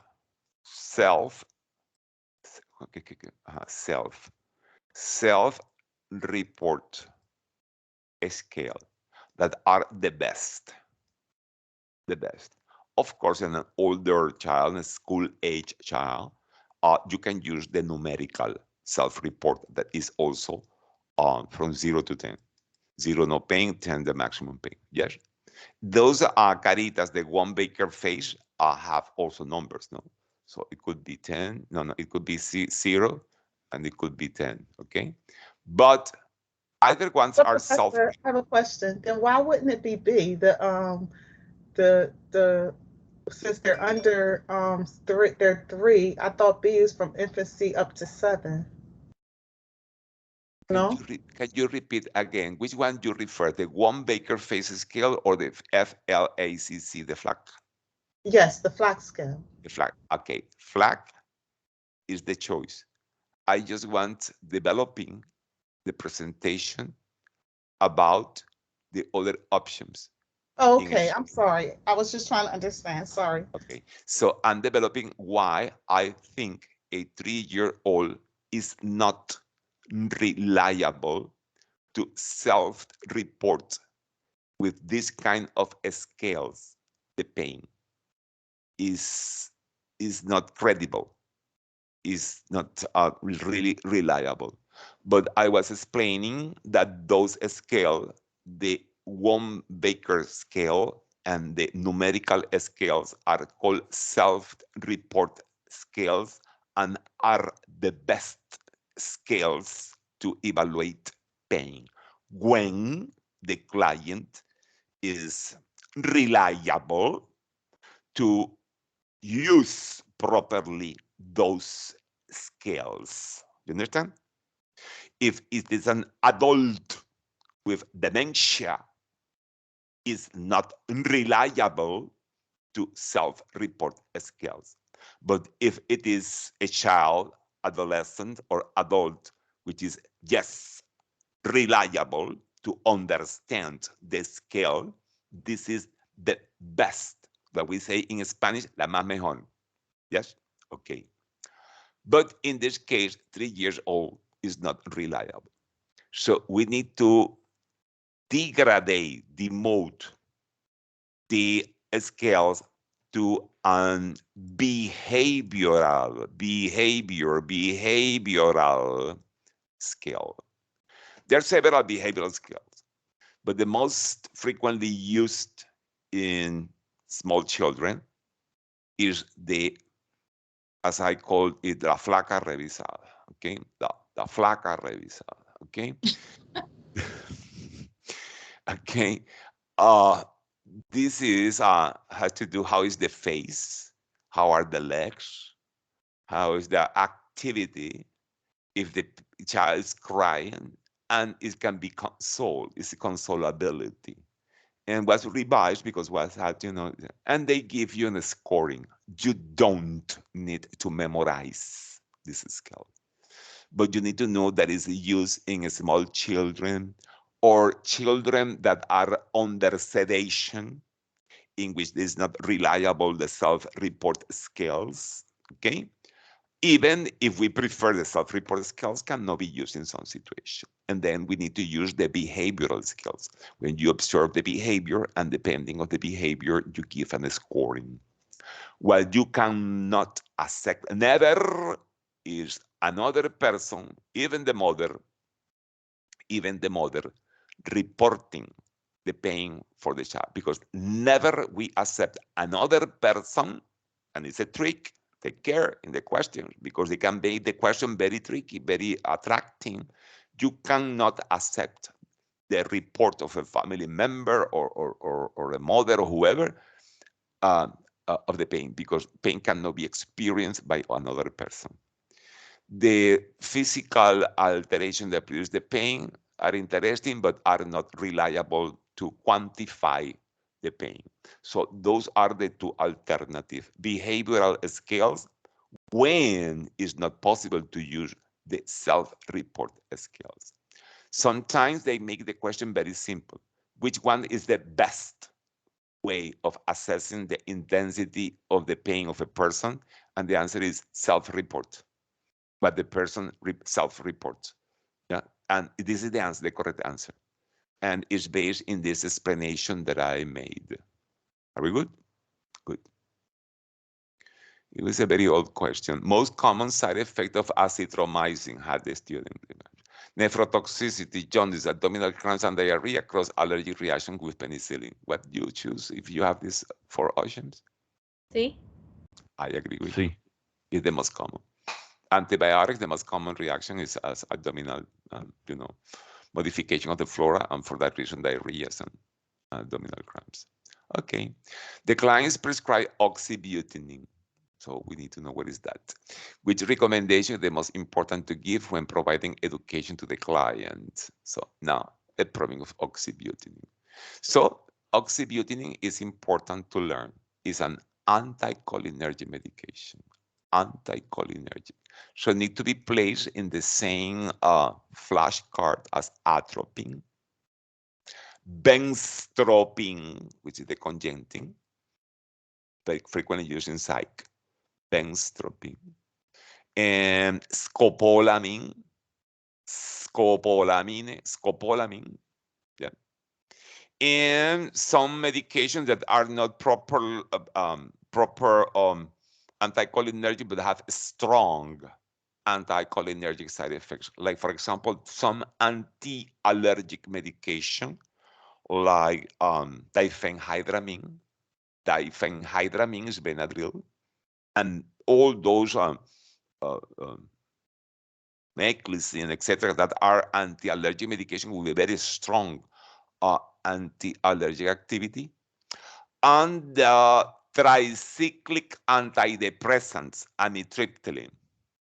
So in my experience, atropine, benztropine, scopolamine oxybutynin, diphenhydramine, and amitriptylines are the most common medication presented in tests in which what you need to have in mind is that they are anticholinergic medication.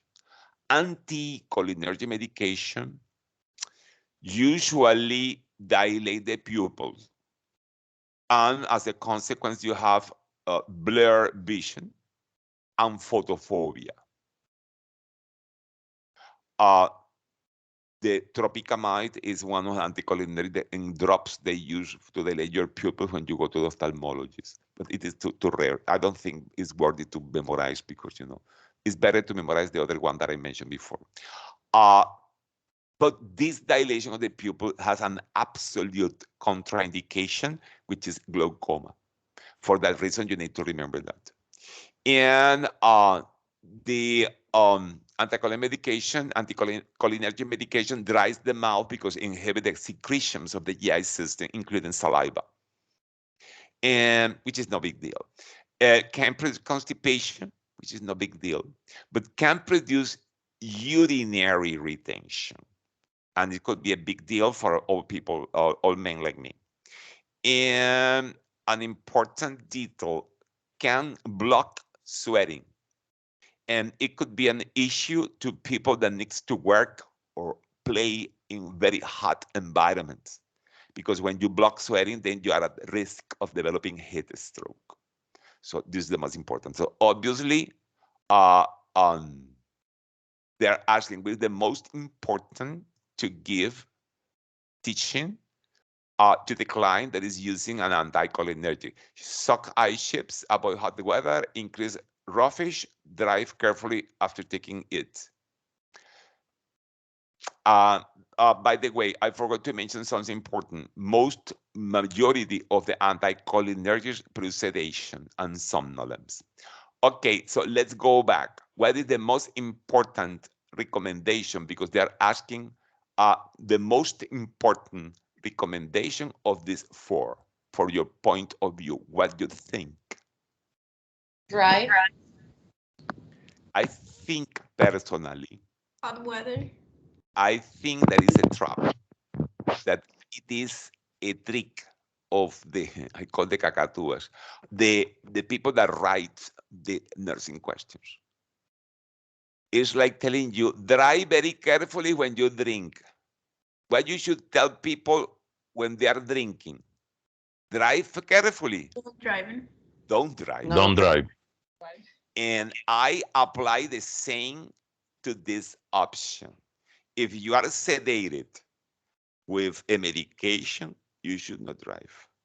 So I am, of course, I felt initially attracted to this option, but because, you know, the devil are, wiser, not because he's evil, it's because he's old. And, que más sabe el diablo por viejo que por diablo. I said, I think this is a trap, because the right option there is don't drive. It's like this option that tells decrease, don't smoke less. No, ningún smoke less. Quit smoking. Okay. So I need to be left, because I don't like it for that reason that I defended. With constipation, raw fish is fiber, dry mouth, and hot weather. So now I go with the person who said hot weather, because I think that between constipation, dry mouth, and heat stroke, I think the most important is C. That's the rationale for which, if I were having these questions, I select B as in boy, because as I said, the anticholinergic have a serious, important, adverse effect, that a person that is going to a hot weather to play football or to work in construction could develop a heat stroke, because sweating is placed in the body by God to avoid heat stroke. Okay. This is my defense of the question. Okay, the last. Clients admitted with severe abdominal flank pain and history of kidney stones. Hours after admission, the client presents chest pain and is transferred to the coronary care unit. So change from kidney stone to myocardial to angina to rule out myocardial infarction. What order should the nurse object? Question: morphine, aspirin, ureterocystography next morning, bedside commode. What is your answer?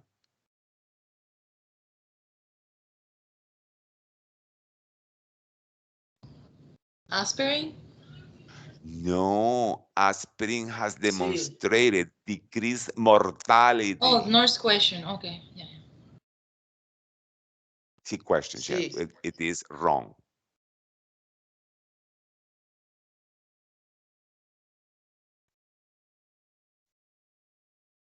The bedside commode? No, the bedside commode is usually allowed in patients with acute coronary syndrome because it's important if they want to do number 2 to avoid doing that, lying down, because then they do too much Valsalva, which can produce extension of the myocardial infarction. Bedside commode is one of the privileges that doctors allow patients with angina and acute coronary syndrome. No bathroom privilege. Remember, the bedside commode, the patient can get out at the bedside, okay, to do number 2.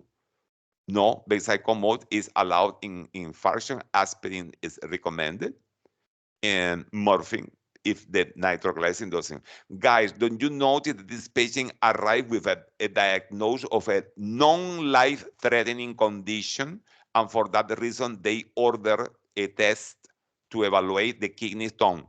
And now, after admission for kidney stone, develop the acute coronary syndrome. So this test that was okay ordered before the chest pain should be discontinued, shouldn't be done. You understand? Understand the question? Yes. Okay, guys, we ran out of time, and we were left in this question. We're going to save is page 5. Okay. On Monday, sadly, somebody that doesn't know that I'm working with you with your Nclex review assigned me an activity in the bachelor, and I won't be possible. I won't be available on Mondays. I don't know if they will assign somebody to do an activity on Monday with you online, but you will receive the information, the pertinent information, depending on what they decide. But on Saturday, on Monday, not. So I'll see you Thursday of the next week. Thank you, Understand? Prof. Okay, Night. thank you. Good night. Thank you, Professor. Thank you, Have a good Professor. night. Thank you. Good night. Thank you, Professor. Good night. Thank you. Es page 5. Anótalo por aquí. Okay, Nclex review. Nclex.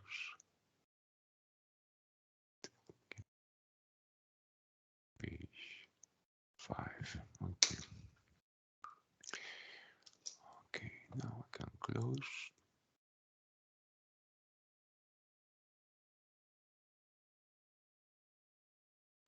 And I need to here.